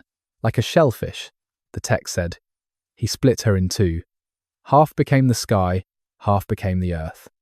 Her eyes became the sources of the Tigris and Euphrates rivers. Her body, which had been chaos incarnate, became the ordered cosmos. Smith stood up from his chair, his heart pounding, sweat beading on his forehead despite the November chill. He understood what he was reading. This was not just another creation myth to add to the academic collection. This was the predecessor to Genesis, the source from which the biblical creation story had drawn, consciously or unconsciously. The parallels were too numerous to be coincidence. The primordial waters, the separation of waters above and below, the ordering of chaos into cosmos. But where Genesis presented creation as divine speech, the Enuma Elish showed it as divine violence. He began to pace the room, his excitement building to an almost unbearable intensity. The implications were staggering. This text proved that the biblical creation story was not unique, not a divine revelation separate from pagan mythology, but part of a continuous tradition that stretched back to humanity's earliest civilizations. The Hebrews in Babylonian captivity would have heard this story recited at every New Year festival, would have absorbed its themes and images, would have transformed them in their own retelling. The young prince rises, in the depths of the Apsu, in the temple that Ea had built upon, or within the body of the slain primordial father, a child was born whose destiny would reshape the very structure of existence. Marduk emerged from his mother Damkina, already extraordinary, already marked for supremacy, by signs that even the gods found unsettling. The text describes his birth with language that struggles to contain the magnitude of what it depicts. He was perfect in his dimensions, incomprehensible in his nature, impossible to look upon directly without being overwhelmed by his radiance. 4 were his eyes, 4 were his ears, and when he spoke, fire blazed forth from his lips. This was not deformity, but multiplication of divine capacity, an evolution of godhood itself into something that transcended previous categories. His four eyes could see in all directions simultaneously, perceiving not just what was, but what could be, what had been, what might never be. His four ears could hear across all dimensions, listening to the whispers of possibility, the echoes of potential, the silence between sounds where true power resided. The gods who came to witness the newborn Marduk found themselves transformed by the encounter. Anu, his grandfather, king of heaven, looked upon him and was filled with joy so intense it bordered on terror. He bestowed upon Marduk additional powers, breathing over him the winds of divine authority, clothing him in halos of terrifying splendor. Each gift from the elder gods did not simply add to Marduk's power, but multiplied it exponentially. He became not just powerful, but power itself, conscious of its own potential. As Marduk grew, and his growth was measured not in years, but in increasing manifestations of might, he displayed abilities that violated the understood laws of divine nature. He could create and destroy with equal ease, fashioning toys from the fundamental forces of nature, and then unmaking them when he grew bored. He played with the winds, as other children might play with blocks, stacking hurricanes and toppling tornadoes, weaving cyclones into patterns that spelled out words in languages that had not yet been invented. His favourite playthings were the winds themselves, which responded to his will as if they were extensions of his body. The text describes him creating new winds, winds that had never existed before and would never exist again, winds that blew through time as well as space, winds that could carry thoughts and dreams and memories. The south wind, the north wind, the east wind, the west wind were joined by the evil wind, the storm wind, the matchless wind, the fourfold wind, the sevenfold wind, the cyclonic wind, the wind of no turning. Each wind had its own consciousness, its own hunger, its own purpose that aligned perfectly with Marduk's will. But it was not just his power that set Marduk apart from all other gods. It was his understanding of power's application. Where older gods used force directly, Marduk understood leverage, strategy, the multiplication of effect through careful application of precisely calibrated violence. He did not simply possess strength, but comprehended strength's optimal deployment. He was, in modern terms, both the weapon and the targeting system, both the force and the physics that directed it. When the crisis with Tiamat reached its crescendo, when Ea and Anu had both failed to confront the primordial mother, Marduk's emergence as potential champion seemed inevitable to some, impossible to others. He was young, untested in actual combat, his power theoretical rather than proven, yet he possessed something that the older gods lacked. He had been born into a universe where violence was already part of creation's pattern. He had never known the primordial peace that Apsu and Tiamat had shared. For him, conflict was not a violation of cosmic order, but its fundamental expression. His presence in the divine assembly, when Anshar called for a champion, changed the very atmosphere of the gathering. Gods who had been paralyzed by despair suddenly felt hope. Not because they trusted Marduk, but because his confidence was literally infectious, spreading through the assembly like warmth from a fire. When he spoke, his voice carrying harmonics that resonated in dimensions the other gods could barely perceive. His words were simple. I will be your champion. I will face the primordial mother. I will save you all. But I will do so as your king, now and forever. The price of salvation. The divine assembly fell into stunned silence at Marduk's pronouncement, a quiet so complete that the very concept of sound seemed momentarily forgotten. The young god stood before them, radiant with power that made looking at him directly almost painful, his four eyes scanning the assembled deities with an expression that mixed confidence with calculation. He had named his price for salvation, and it was nothing less than absolute supremacy over all creation, a restructuring of the cosmic hierarchy that would place him permanently above gods who had existed since the beginning of time. Anshar, ancient god of the horizon, was the first to find his voice, though it emerged cracked and uncertain. You speak of kingship over the gods themselves, young Marduk. This has never been. Each god rules their domain, their element, their portion of existence. What you ask would make slaves of us all. The old god's form wavered, as if the mere concept of what Marduk proposed threatened his stability. Around him, other gods murmured agreement, their combined voices creating a sound like distant thunder, like the universe itself expressing unease. Marduk's response came, not in words but in demonstration. He raised one hand, and the assembly hall, that space between spaces where gods gathered, began to reshape itself according to his will.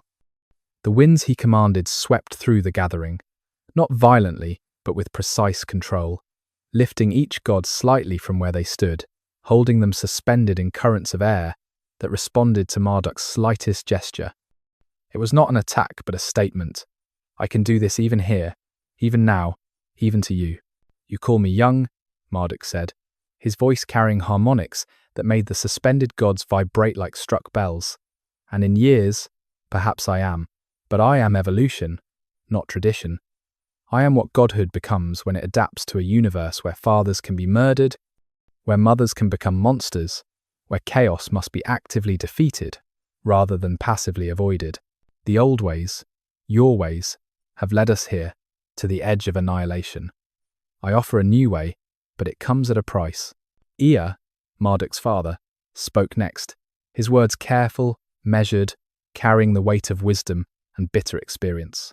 My son speaks truly about our peril, if not diplomatically about our failures. I have faced Tiamat in her rage and fled. Anu, our king, has done the same. Traditional authority, traditional power, traditional wisdom, all have proven insufficient. Perhaps what we need is not tradition, but transformation. The God of wisdom's support for his son was expected, but the resignation in his voice suggested he understood the full implications of what was being proposed. The debate that followed was fierce, but increasingly desperate. Some gods proposed alternatives. Perhaps they could all attack Tiamat together, overwhelming her with numbers. But others pointed out that her 11 monsters would prevent any coordinated assault, that chaos by its nature disrupted coordination, made collective action impossible. Still others suggested attempting to wake other primordial forces, powers that might counter Tiamat, but this was recognized as potentially making the situation worse, adding more chaos to an already catastrophic situation. As they argued, the sounds of Tiamat's approach began to echo through existence itself. It was not a physical sound, but something deeper, a vibration in the fabric of reality that announced that chaos was coming to reclaim what order had stolen. The 11 monsters' roars created discordant harmonies that made thought difficult, that made the gods' very existence feel tenuous. Time, never entirely stable in divine realms, began to stutter and skip. The assembly knew that further delay meant certain destruction. It was Anu who finally voiced what all had come to understand. Let us test this young god's power before we grant him everything.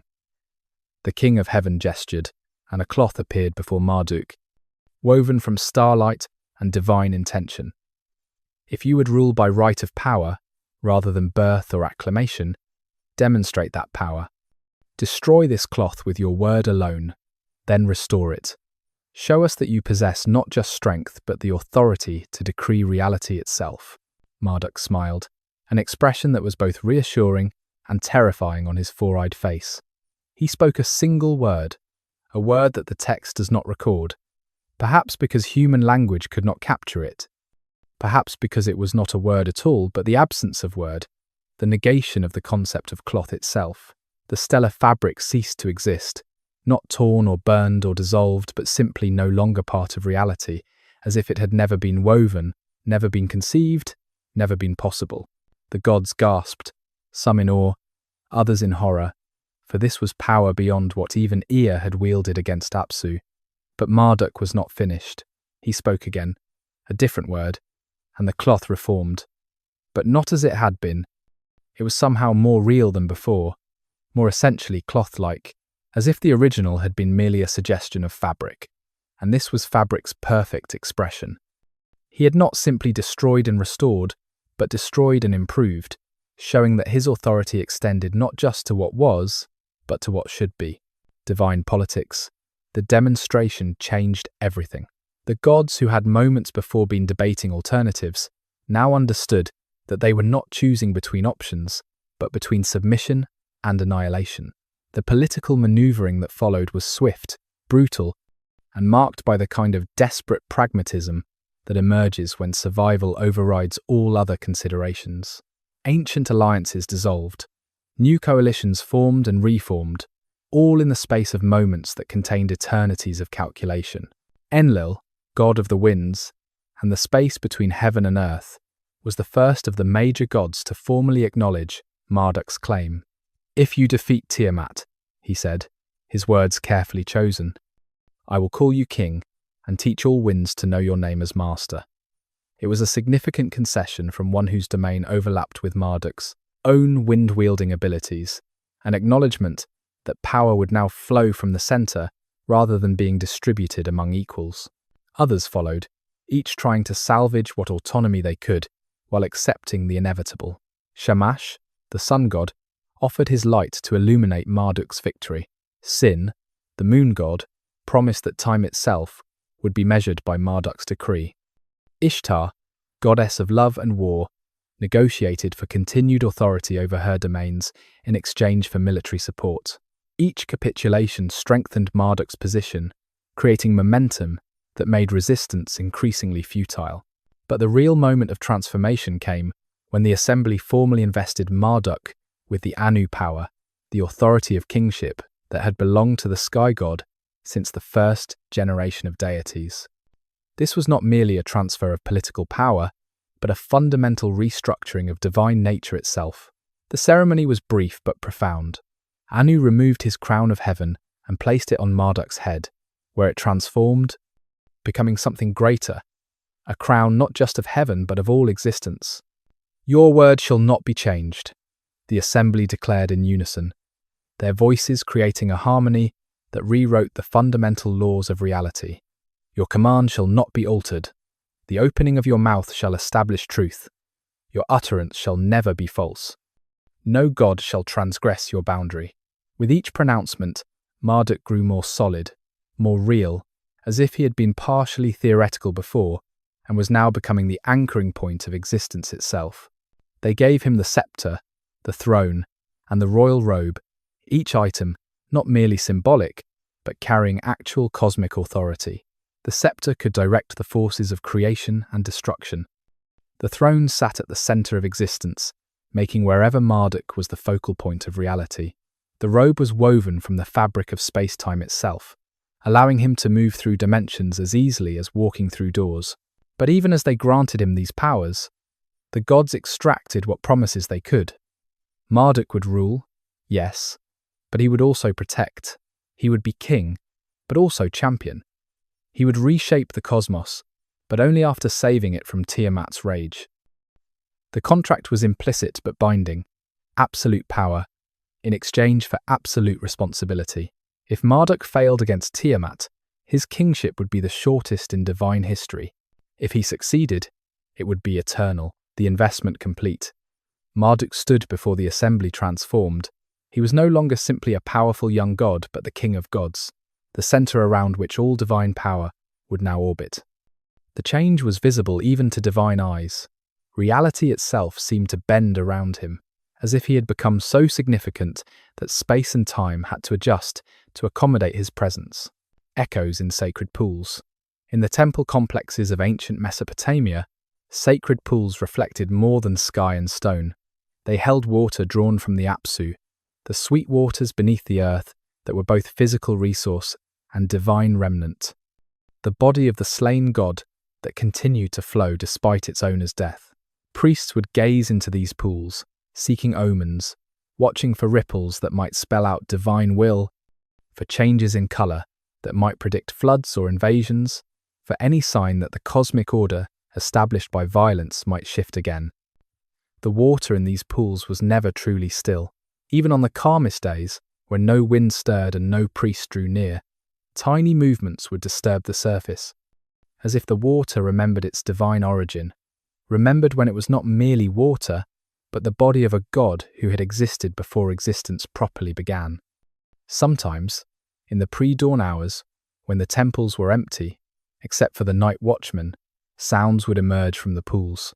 Not quite voices, not quite music, but something between the two, like memories of conversations that had taken place before language was invented. The priests understood these pools as interfaces between the ordered world and the primordial reality that preceded and underlay it. When they performed purification rituals, washing themselves in water drawn from these pools, they were not simply cleaning physical contamination, but reconnecting with the fundamental substance from which all things emerged. The water was both purifier and portal, both cleanser and connection to the time before time, when Apsu and Tiamat mingled in unconscious union. During the Akitu festival, when the Enuma Elish was recited in its entirety, vessels of water from these sacred pools would be placed throughout the temple. As the story reached the moment of Apsu's death, the water would be observed to tremble, as if remembering its murder, as if reliving the moment when Ea's magic transformed God into geography. Some priests claimed they could see images in the disturbed water.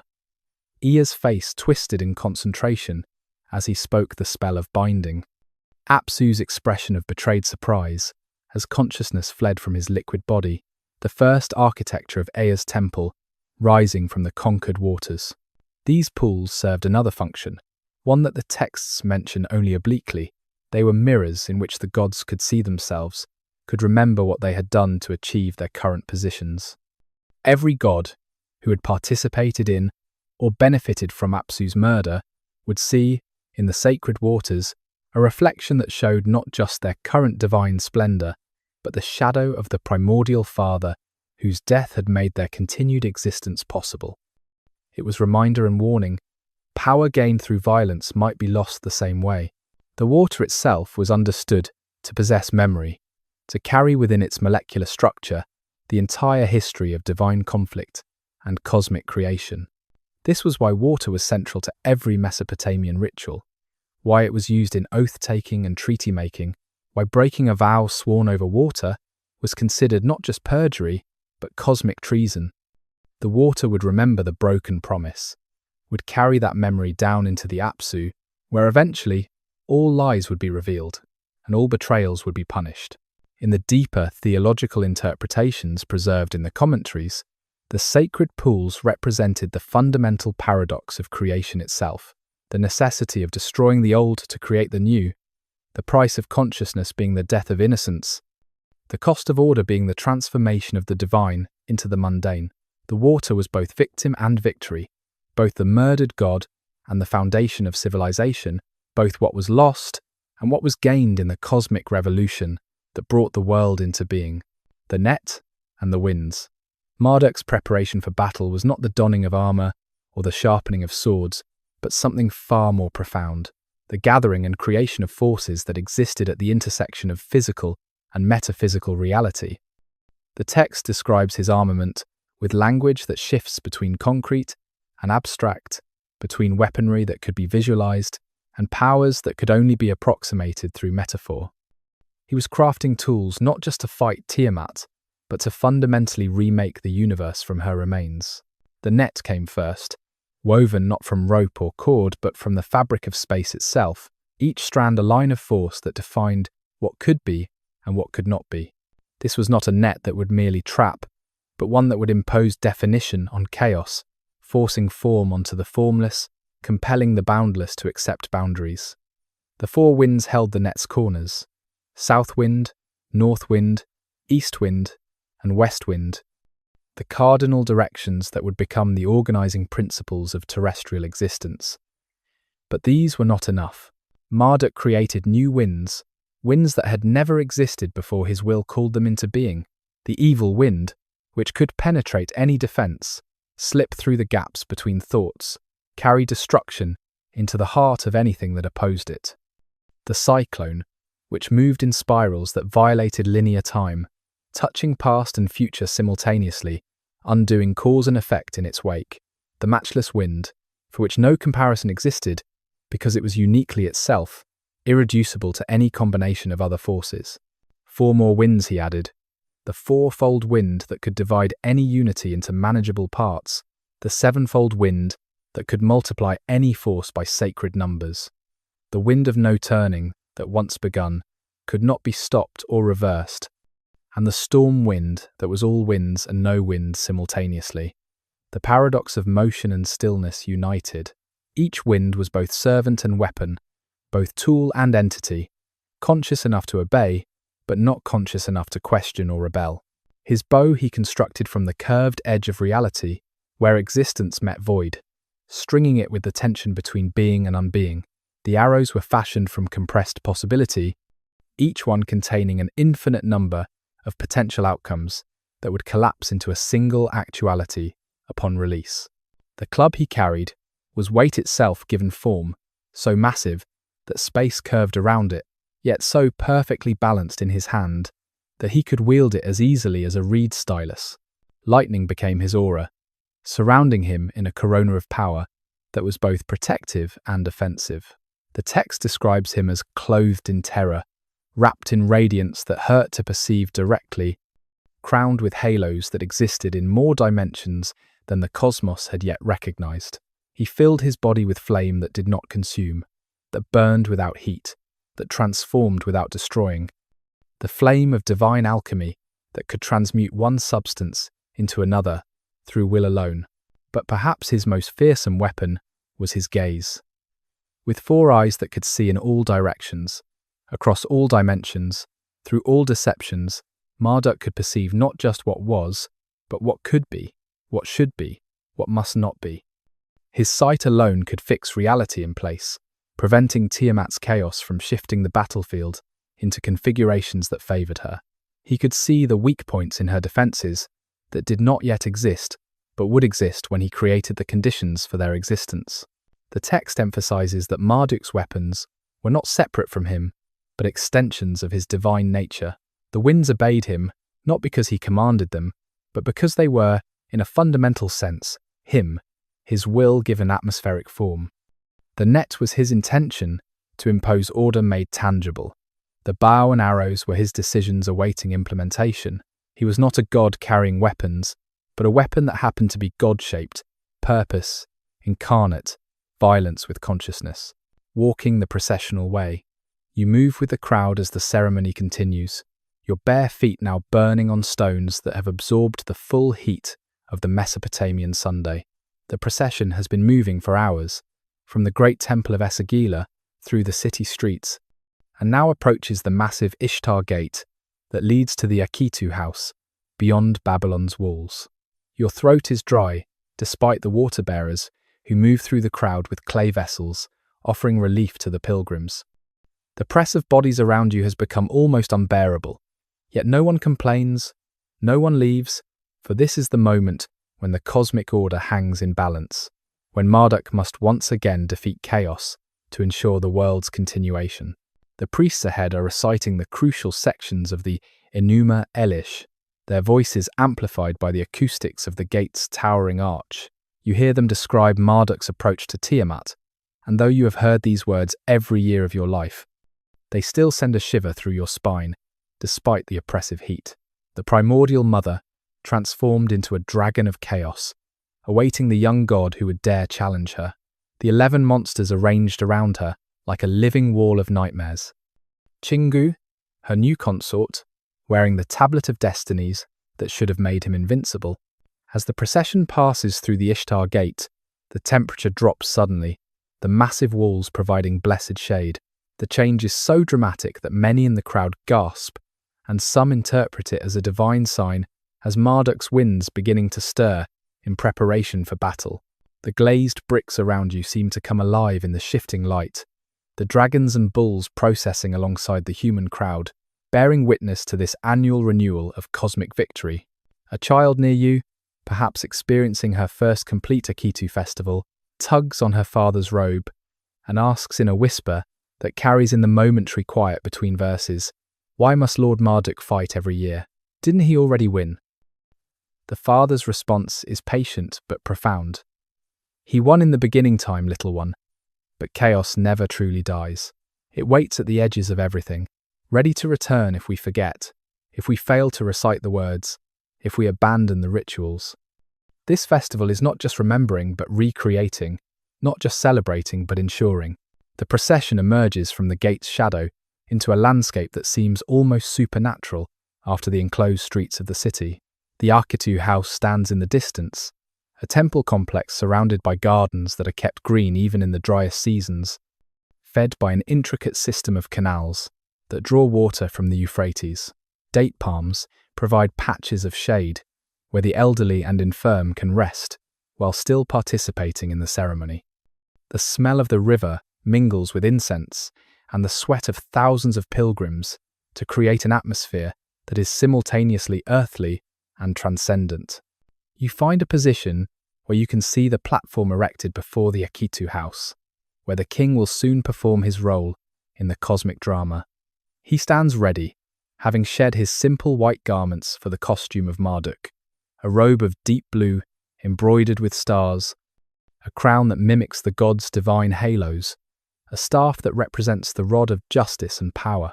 But even in this magnificent attire, he looks small, human, a mortal man attempting to embody forces beyond mortal comprehension. The high priest raises his hands for silence, and gradually the massive crowd stills. In this quiet, you can hear the wind moving through the date palms, the distant cry of water birds from the river, the breathing of thousands of people waiting for the climactic moment. The priest's voice, when it comes, seems to emerge not from his throat, but from the earth itself, from the sky above, from the very air you breathe. Tiamat opened her mouth to swallow him. He drove in the evil wind, so that she could not close her lips. The battle of beginnings. The confrontation between Marduk and Tiamat was not merely a battle, but a redefinition of what battle could be, a conflict that took place across multiple dimensions simultaneously, where victory meant not just defeating an opponent, but reconstructing the entire framework within which opposition could exist. As Marduk approached Tiamat's position, reality itself began to warp and buckle, unable to sustain the proximity of such opposing forces. Order in its most evolved form, facing chaos in its most primal rage. Tiamat's army of 11 monsters arranged themselves according to patterns that violated spatial logic, occupying the same space at different times, different spaces at the same time, creating a defensive formation that was both impenetrable and non-existent. The Mushushu dragons breathed venom that unmade what it touched, reducing matter not to its components, but to the possibility of matter before it chose to become actual. The storm demons howled with winds that moved backward through time, undoing Marduk's approach even as he made it. The scorpion men's gazes created zones of absolute entropy, where even divine power began to decay. But Marduk did not engage the monsters directly, understanding that to fight chaos on its own terms was to have already lost. Instead, he deployed his net, casting it not at the creatures, but around them, through them, beyond them, creating boundaries where none had existed, forcing definition onto beings that existed by defying definition. The net did not trap the monsters physically but conceptually, establishing categories that they had to either fit within or exist outside of, either way becoming manageable, defeatable, finite. Kingu, elevated to supreme command with the tablet of destinies hanging from his neck, attempted to decree Marduk's non-existence, speaking words that should have unraveled the young god's being like pulling threads from a tapestry. But Marduk's 4 ears heard the decree before it was spoken, his 4 eyes saw it before it was conceived, and his winds carried counterwords that negated Kingu's commands before they could take effect. This was battle as debate, warfare as competing narratives of reality, violence as philosophical argument made manifest. Tiamat herself had been waiting, watching, assessing this god who dared challenge the primordial mother. She was vast beyond comprehension, her body the salt sea given form and fury, every drop of her being infused with the rage of a mother whose spouse had been murdered, whose children had betrayed her, whose very existence had been deemed incompatible with their ambitions. When she finally moved, it was not with the speed of flesh, but with the inevitability of tide, surrounding Marduk from all directions simultaneously. Her strategy was simple, and should have been insurmountable. She would swallow Marduk whole, dissolve him in her primordial waters, return him to the undifferentiated potential from which all gods had emerged. Her mouth opened, and it was not just a physical mouth, but a gateway to unbeing, a return to the state before creation, before consciousness, before the possibility of victory or defeat. The suction she created pulled not just at Marduk's body, but at his essence, his definition, his separate existence as something distinct from the primordial waters. But Marduk had anticipated this, had perhaps provoked it deliberately. As Tiamat's mouth opened to its fullest extent, he drove in the evil wind, that force he had created specifically for this moment. The wind entered her mouth and held it open, preventing her from closing her jaws, from completing the swallowing that would have ended everything. More winds followed: the south wind, the north wind, the storm wind, the cyclone, the matchless wind, the fourfold wind, the sevenfold wind, all pouring into Tiamat's body, inflating her like a grotesque balloon. The primordial mother found herself paralyzed, unable to close her mouth, unable to retreat, unable to do anything but endure, as Marduk's winds filled her body to bursting.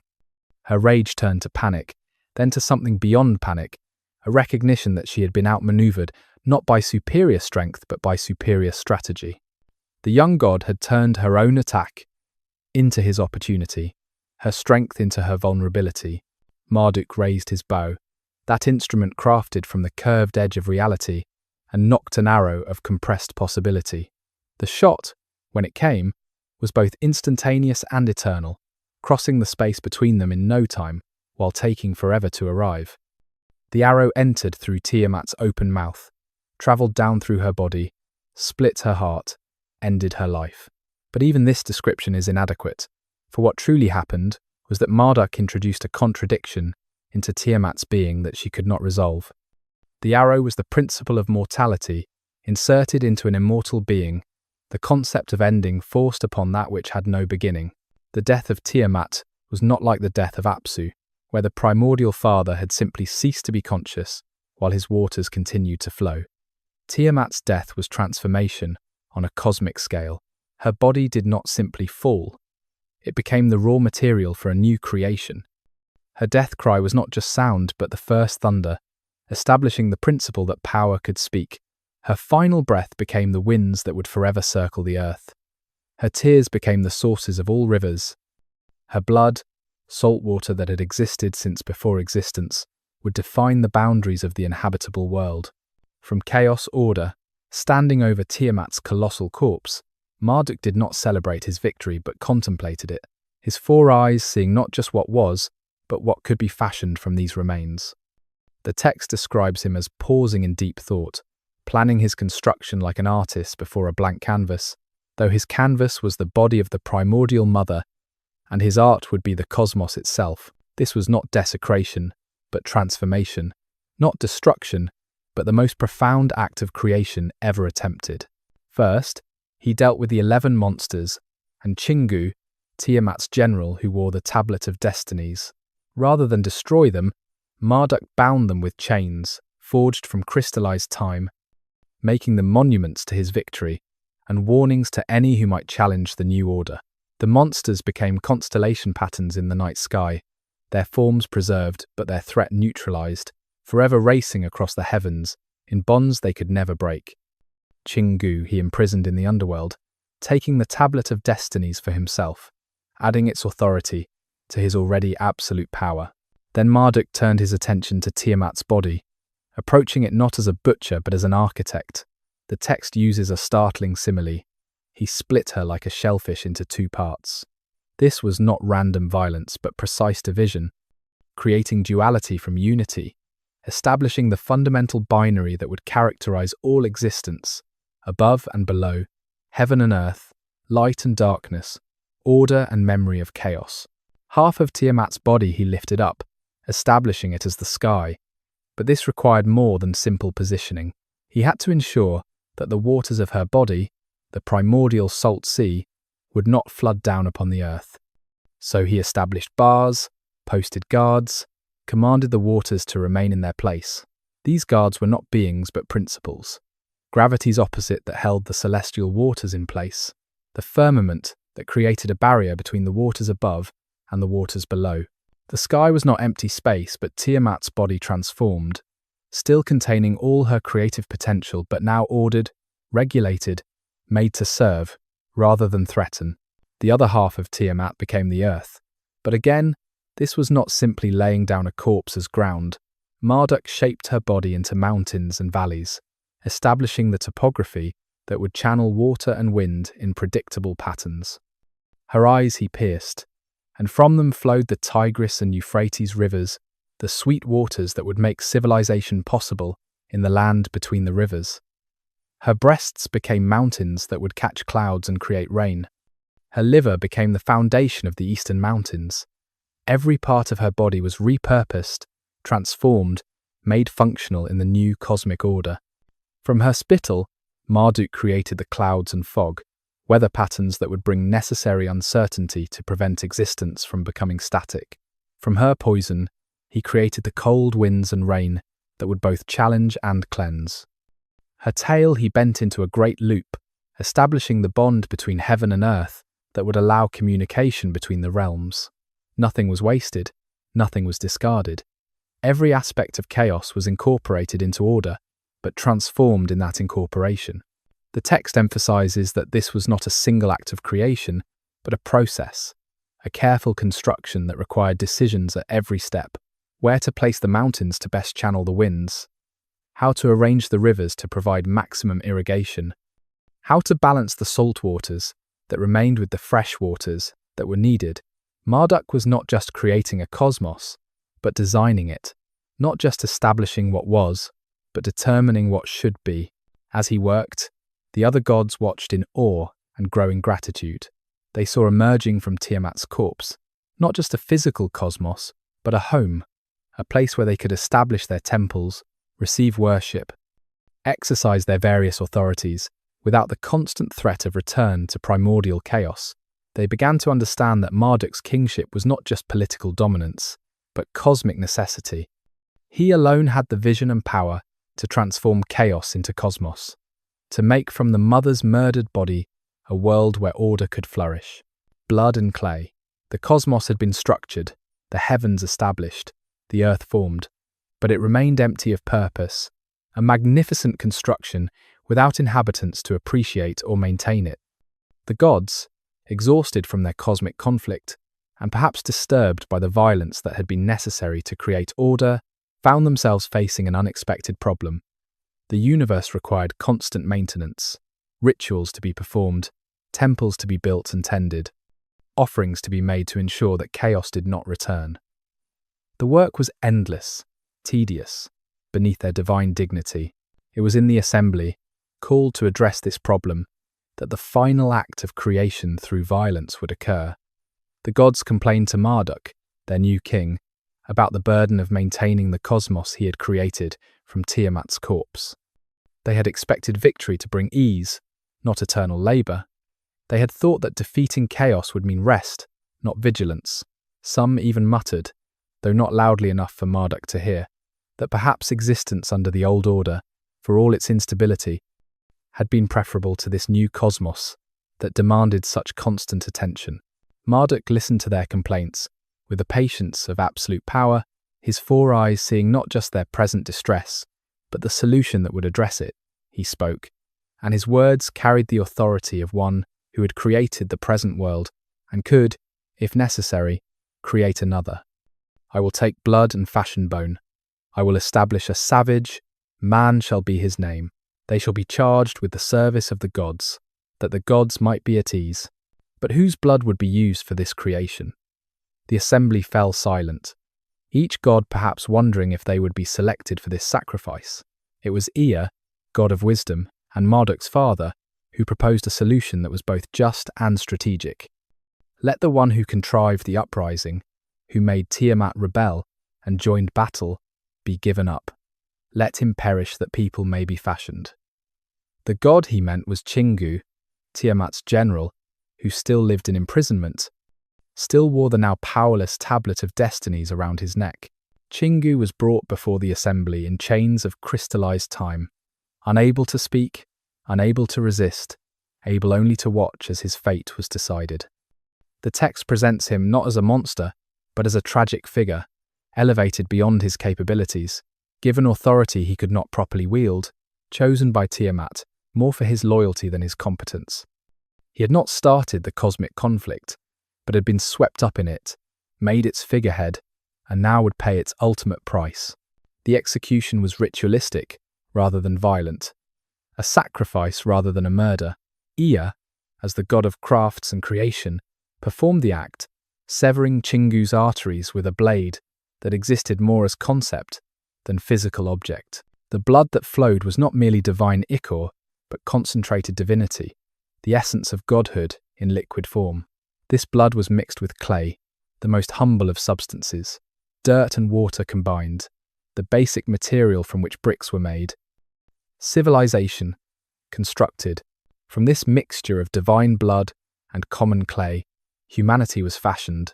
The text is deliberately vague about the process, suggesting that some knowledge is too dangerous or sacred to record. Were humans shaped individually, each one crafted by divine hands?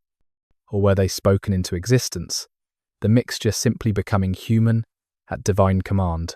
The ambiguity is perhaps intentional, preserving the mystery at the heart of human existence. Beings part divine, part earthly, capable of both transcendence and degradation. The 50 names. After the creation of humanity, after the establishment of the cosmic order that would endure until the end of days, the gods gathered one final time to bestow upon Marduk the names that would define his authority throughout eternity. 50 names they gave him, each one a key to different aspects of divine power, each one a recognition of what he had accomplished and what he would continue to accomplish.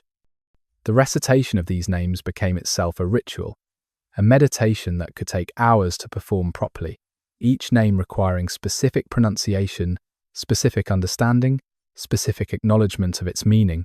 He was called Asaluhi, who knows the destinies of all gods, whose wisdom encompasses past and future simultaneously. He was Namtalaku, who brings the dead to life. Though this resurrection was not of flesh but of possibility, the ability to restore what chaos had unmade. He was Tutu, creator of their renewal, making the cosmos fresh each day, preventing the staleness that had driven Apsu to contemplate destruction.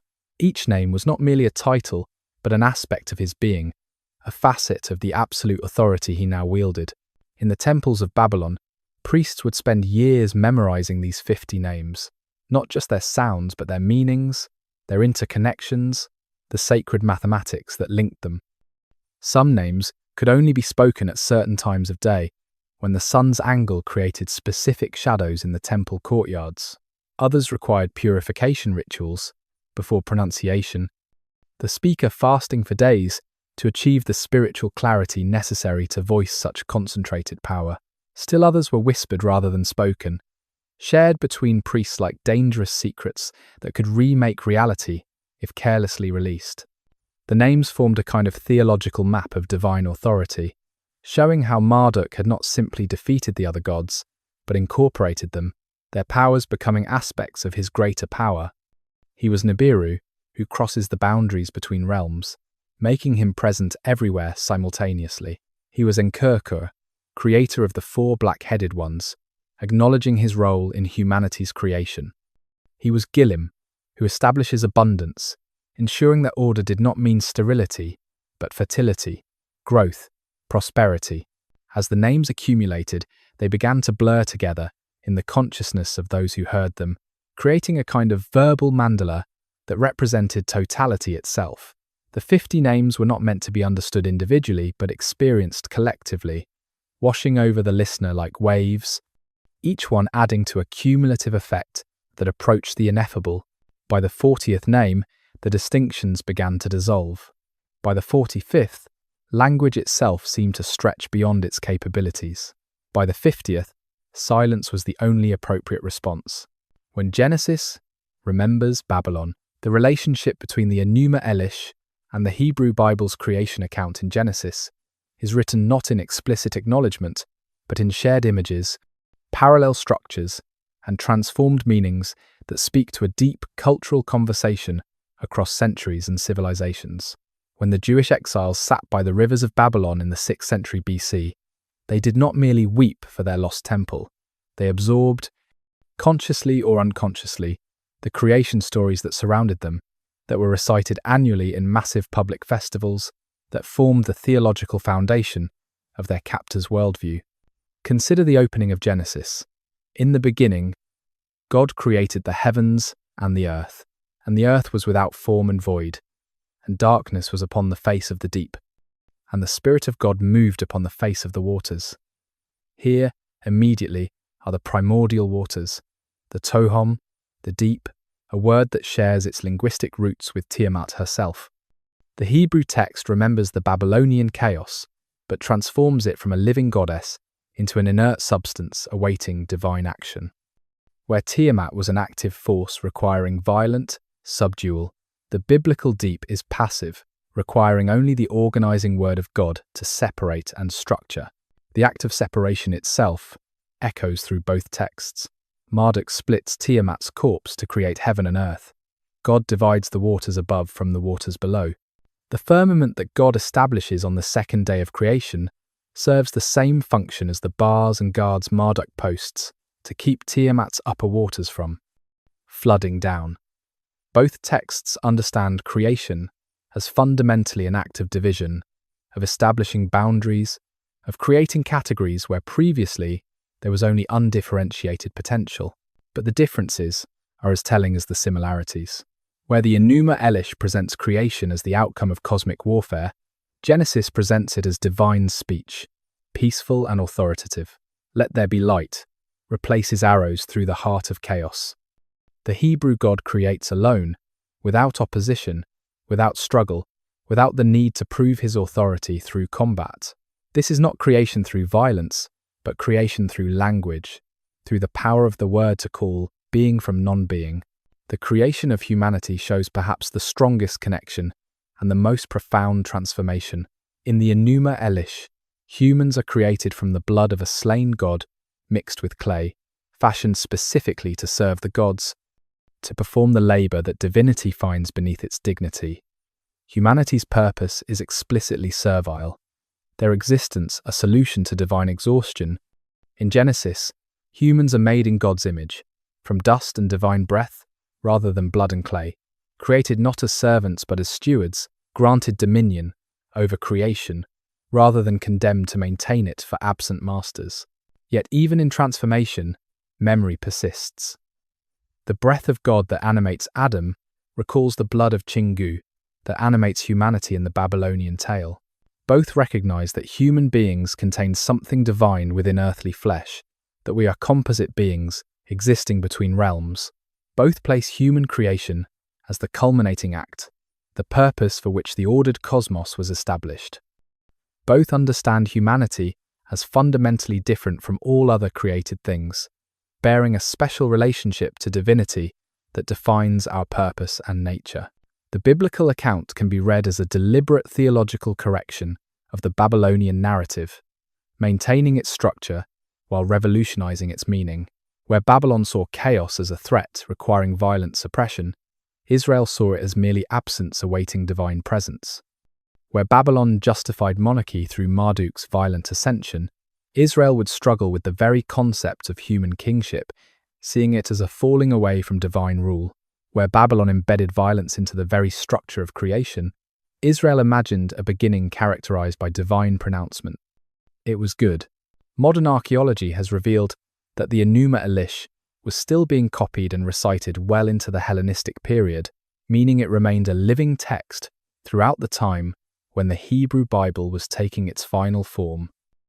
The Jewish communities in Babylon, which would produce the Babylonian Talmud and profoundly influence the development of Judaism, continued to hear this story, to wrestle with it, to define their own theology partially in response to it.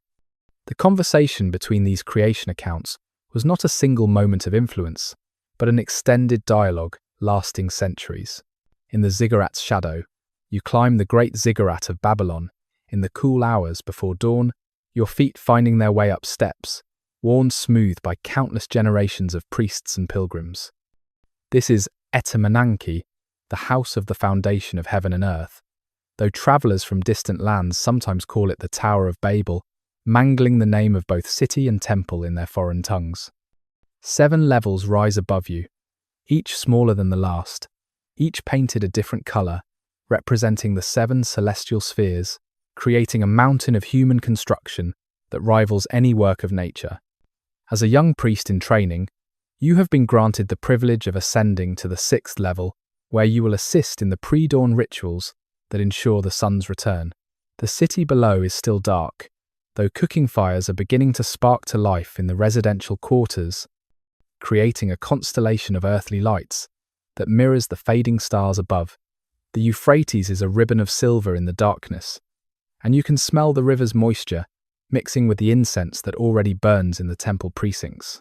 Your master, an elderly priest whose voice has grown hoarse from decades of recitation, climbs beside you, his breathing laboured but determined. He has been teaching you the Enuma Elish for 3 years now, not just the words but their proper pronunciation, their ritual significance, the gestures that must accompany certain passages. This morning, you will recite the section describing humanity's creation while he corrects your errors, ensures that no mistake creeps into the tradition that must be preserved exactly as it has been handed down. The stairs seem endless in the darkness, each step requiring conscious effort as the altitude increases and the air grows thinner. You understand now why the ziggurat is called a cosmic mountain, a human attempt to bridge the gap between earth and heaven. At each level, you pass shrines to different deities, each one requiring a brief genuflection, a whispered acknowledgement of divine presence. By the time you reach the 6th level, your legs burn with effort and your lungs struggle for breath. Physical exhaustion, that is itself part of the ritual preparation. On the platform of the 6th level, other priests are already preparing for the dawn ceremony. Clay tablets are arranged on wooden stands, though most priests know their portions by heart. Incense burners release steady streams of smoke that rise toward the 7th level, where only the highest priest may go, where Marduk himself is said to sometimes descend to receive the most sacred offerings.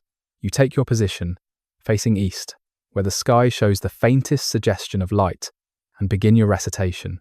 When above the heavens had not been named, you begin, your voice joining the chorus of other priests, reciting different sections simultaneously, creating a harmony of overlapping narratives. The words feel ancient in your mouth, each syllable weighted with 3,000 years of repetition. You close your eyes and see what you describe: the primordial waters, the birth of gods, the cosmic battle, the creation of the world from divine violence. As you reach the section describing humanity's fashioning from blood and clay, the sun's first ray breaks the horizon, painting the ziggurat's eastern face gold. This timing is not coincidental but carefully calculated, the recitation paced so that the creation of humanity coincides with the daily recreation of light. You feel yourself part of something immense, not just reciting the story, but participating in it.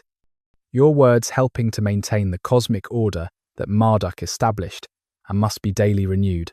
The scribe's burden. In the year 539 BC, as Persian armies surrounded Babylon and the last native king cowered in his palace, an old scribe named Belushezib made his final copy of the Enuma Elish. His workshop near the Esagila temple was quiet now. Most of the younger scribes had fled the city or joined the desperate defense of the walls. But Belushezib remained at his bench, pressing his worn stylus into fresh clay, preserving the words that had defined his civilization, even as that civilization crumbled around him. His hands shook slightly, whether from age or emotion he could not say. Through the window, he could hear the distant sounds of siege, the crash of battering rams against gates, the shouts of soldiers, the wailing of women whose husbands would not return. Yet he continued his work, each wedge-shaped mark a small act of defiance against the chaos that threatened to engulf everything he had known. The Persians might take the city, might even destroy the temples, but as long as one copy of the sacred text survived, Babylon itself would endure. He had reached the section describing Marduk's ordering of the cosmos, the establishment of the calendar, the setting of the celestial bodies in their courses. How ironic, he thought, to be copying words about the creation of order, while his world descended into chaos. Yet perhaps this was exactly when such words were most needed, when their truth was most apparent. Order was not a permanent state, but a constant struggle against entropy, requiring vigilance, sacrifice, and sometimes the acceptance that one order must die for another to be born. A younger scribe, barely out of his apprenticeship, burst into the workshop. "Master, the Persians have breached the outer walls. We must flee." But Belshazzar merely dipped his stylus in water to moisten it and continued pressing marks into clay. "Where would we go?" he asked calmly. "Wherever we flee, we remain who we are, and who we are is preserved in these words, more than in any wall or palace. Go if you must, but I will finish this tablet." The young scribe hesitated, torn between self-preservation and duty, then quietly took his place at another bench and began preparing fresh clay. Together, master and apprentice worked through the night, as their city fell, creating multiple copies of the text that they would hide in different locations, trusting that at least one would survive whatever was coming. They worked in silence, except for the soft pressing of stylus into clay and the increasingly close sounds of conquest. Starlight on ancient waters. Night falls over the marshlands of southern Mesopotamia, as it has for 5,000 years, the stars emerging in patterns that the ancient astronomers mapped and named, seeing in their arrangements the monsters Marduk bound, the heroes who challenged heaven, the tools of creation itself. The water below mirrors the sky above, creating an infinity of reflected lights, doubled cosmos, where every star exists twice, once in heaven and once in the trembling surface of the marsh. The reeds whisper in the evening breeze, their sound like voices, speaking in languages older than human speech, telling stories that predate the first city, the first king, the first scribe who pressed stylus to clay. Somewhere in the darkness, a night heron calls, its cry echoing across the water, answered by another heron miles away, then another, creating a chain of communication that spans the entire marsh system. These birds are descendants of those that nested here when the Enuma Elish was first composed, carriers of genetic memory that stretches back to the beginning of recorded time. The water itself holds memory, every molecule having cycled through countless forms: rain, river, sea, mist, ice, the blood of animals, the sap of plants, the tears of mourners, the wine of celebrations. This is the same water that once was Tiamat, that became the Tigris and Euphrates when Marduk pierced her eyes, that was drawn into sacred pools for divination, that mixed with clay to form the tablets on which her story was preserved.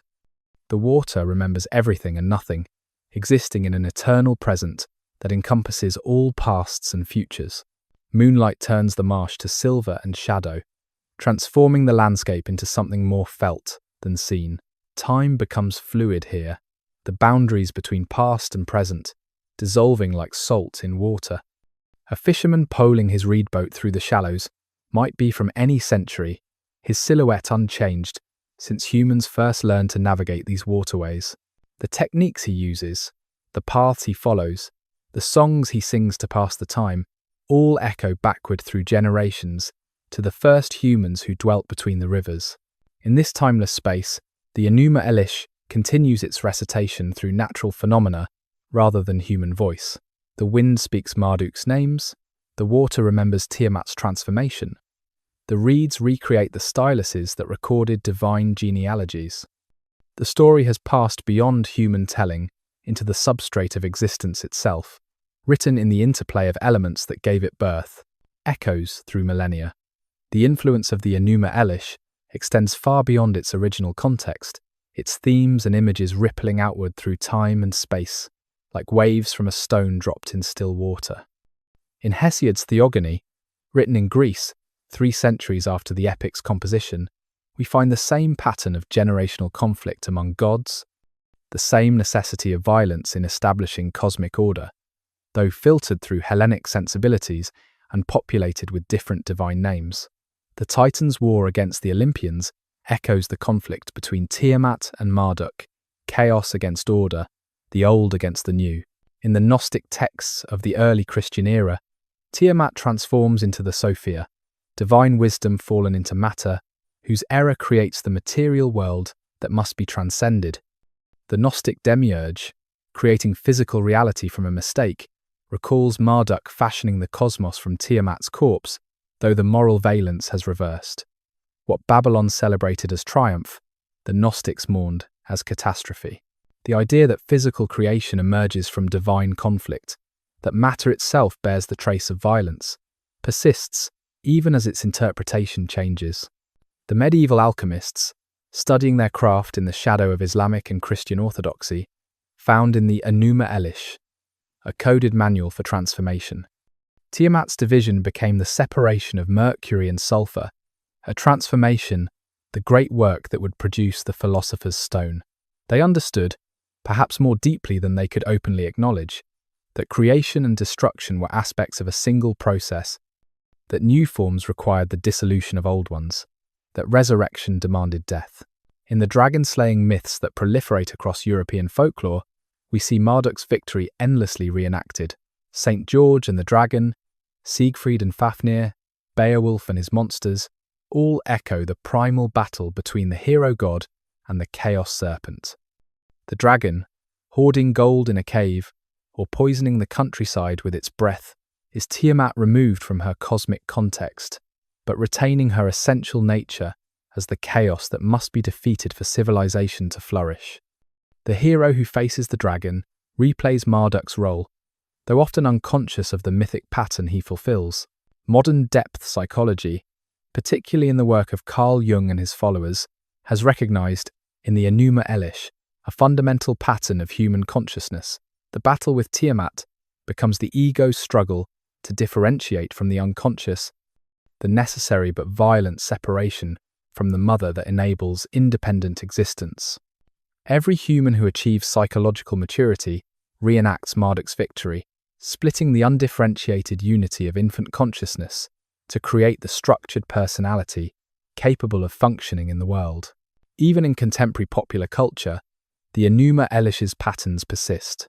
In science fiction epics, where humanity battles cosmic chaos, in fantasy novels, where heroes must defeat primordial evils to save their worlds, in video games, where players fight ancient dragons to restore order to virtual realms, we see the endless repetition of Marduk's triumph. The names change, the settings modernize, but the fundamental narrative remains. Order must be won from chaos through struggle. Creation requires destruction. The new world emerges from the corpse of the old. The eternal return. Each year, the wheel turns, bringing humanity back to the moment of creation. The eternal present, where Marduk faces Tiamat, where order confronts chaos, where the cosmos trembles on the edge of unmaking and remaking. This cyclical understanding of time, embedded in the Enuma Elish and enacted through its ritual recitation, offers a profound alternative to linear progress narratives that dominate modern thinking. The Babylonians understood what we have forgotten, that creation is not a single past event, but an ongoing process, that chaos is not permanently defeated, but temporarily subdued, that vigilance is the price of order. In the agricultural cycles of ancient Mesopotamia, this eternal return was viscerally experienced. Each year the floods came, dissolving the boundaries between land and water, returning the world to something like primordial chaos. Each year humans had to rebuild, re-establish, recreate their ordered world from the mud left behind. The Enuma Elish was not merely mythology, but a practical guide to this annual resurrection, a reminder that chaos and creation were partners in an eternal dance. The text itself embodies this principle of eternal return through its preservation and transmission. Each scribe who copied it created it anew. Each priest who recited it brought it into the present moment. Each listener who heard it participated in its continual recreation. The story existed not as a fixed artifact, but as a living tradition, constantly dying and being reborn, its meaning both permanent and perpetually renewed. This cyclical temporality offers strange comfort to modern minds, exhausted by the pressure of constant progress. The Babylonians did not expect each year to be better than the last, did not imagine history as an arrow pointing toward perfection. They expected struggle, accepted that victories were temporary, understood that every achievement would eventually need to be re-achieved. Yet this acceptance was not fatalistic, but realistic, grounded in observed patterns of natural and social existence. In our current moment, as we face our own chaos in forms, the Babylonians could never have imagined. Their mythic pattern offers unexpected relevance. Climate change returns us to primordial uncertainty about weather patterns. Political upheavals dissolve seemingly permanent orders. Technological disruption unmakes and remakes our world with increasing speed. We are all living in the moment between Tiamat's threat and Marduk's response, in the tension between dissolution and reconstruction, where dragons sleep. In the ruins of Babylon, where Alexander once walked and wept for having no more worlds to conquer, where the Ishtar Gate has been partially reconstructed for tourists who come seeking Instagram moments rather than divine presence, the Enuma Elish continues its quiet existence. The original tablets rest in climate-controlled museum storage, their cuneiform marks as clear as the day they were pressed into clay, waiting for scholars who will spend decades arguing over the translation of a single word, the interpretation of a broken line. But the true life of the epic exists elsewhere, in the patterns of thought it established, the mythic structures it created, that continue to shape how we understand existence. Every time we speak of bringing order from chaos, we echo its themes. Every time we imagine dragons that must be slain, we remember Tiamat. Every time we create new worlds from the destruction of old ones, we reenact Marduk's creative violence. The epic has passed from specific cultural property to universal human heritage, its patterns so deeply embedded in our collective consciousness that we reproduce them without knowing their source. Children in Baghdad still swim in the Tigris, though they do not know they swim in the transformed tears of Tiamat. Farmers still draw water from the Euphrates, though they do not remember it flows from the pierced eye of the primordial mother. The marshlands of southern Iraq, drained by Saddam Hussein and partially restored after his fall, still host the descendants of birds that witness the first recitation of humanity's oldest complete creation story. The landscape itself is a palimpsest, where ancient narratives bleed through into the present, where myth and geography interweave so completely that they cannot be separated. In the quiet hours before dawn, when the boundary between sleep and waking grows thin, sometimes you can still hear it. The distant echo of divine conflict, the whisper of primordial waters, the sound of creation happening again and again, eternal and immediate. The dragons of chaos still swim at the edges of our ordered world, held at bay by the constant recitation of organizing principles, by the daily recreation of meaning from meaninglessness. We are all priests of Marduk without knowing it, all children of that first creation that emerged from violence and transcended it. The Enuma Elish ends not with conclusion, but with continuation. The 50 names of Marduk extending into infinity, the annual recitation, ensuring another year of cosmic order. There is no final victory, no permanent peace, only the ongoing work of maintaining creation against the entropy that would dissolve it. This is perhaps the epic's greatest wisdom, that endings are also beginnings, that every conclusion opens into continuation, that the story never truly ends but only pauses, waiting to begin again with the next sunrise, the next year, the next reader who discovers, in ancient words, the eternally present truth of their own existence. As our journey through the Enuma Elish draws to its close, we find ourselves returned to where we began, though transformed by the traverse. We have witnessed the primordial waters before separation, felt the cosmic violence that birthed our ordered world, stood with the ancient priests as they recited words that held chaos at bay for another year. We have seen how a story composed in cuneiform on clay tablets in ancient Babylon continues to echo through our consciousness, shaping how we understand creation, destruction, and the eternal dance between order and chaos. The paradox we opened with resolves itself through understanding. The oldest complete creation story was indeed lost and found, but it was also always present, encoded in the very structure of how we tell stories about beginnings. Every creation myth that followed, whether consciously or unconsciously, responded to the patterns the Enuma Elish established. Genesis transformed its violence into divine speech, but kept its structure of separation and ordering. Greek cosmogony retained its generational conflict among gods. Modern cosmology speaking of the Big Bang and cosmic inflation, still describes creation as violent expansion, order emerging from chaos through processes we can describe but not fully comprehend. Perhaps most remarkably, the Enuma Elish anticipated insights that depth psychology would not articulate for 3 millennia, that consciousness emerges through separation, that identity requires boundaries, that creation and destruction are not opposites but partners. The Babylonian priests, who recited this epic, understood intuitively what we struggle to grasp intellectually, that the price of existence is eternal vigilance against dissolution, that every achievement is temporary, that chaos waits patiently at the edges of our constructed world. Yet this understanding brings not despair, but a kind of cosmic comfort. We are part of an immense pattern, participants in a drama that began before human memory and will continue after human forgetting. Every time we create order from disorder in our personal lives, we reenact Marduk's triumph.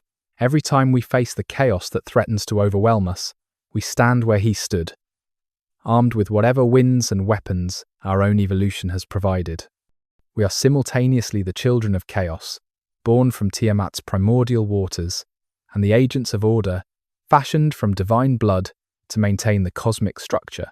May these historical reflections have brought you comfort and calm. As the ancient words fade into silence and sleep approaches like a gentle tide, remember that you carry within yourself the same creative power that fashioned the cosmos from chaos. In your dreams tonight, you may find yourself standing by those primordial waters, watching the first gods emerge from the mingling of salt and sweet. You may hear the distant echo of divine conflict, or feel the first winds that Marduk commanded stir through your sleeping consciousness.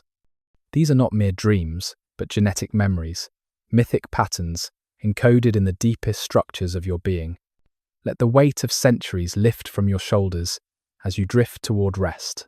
You have traveled through time tonight, witnessed the birth of order, participated in the eternal recitation that maintains our world.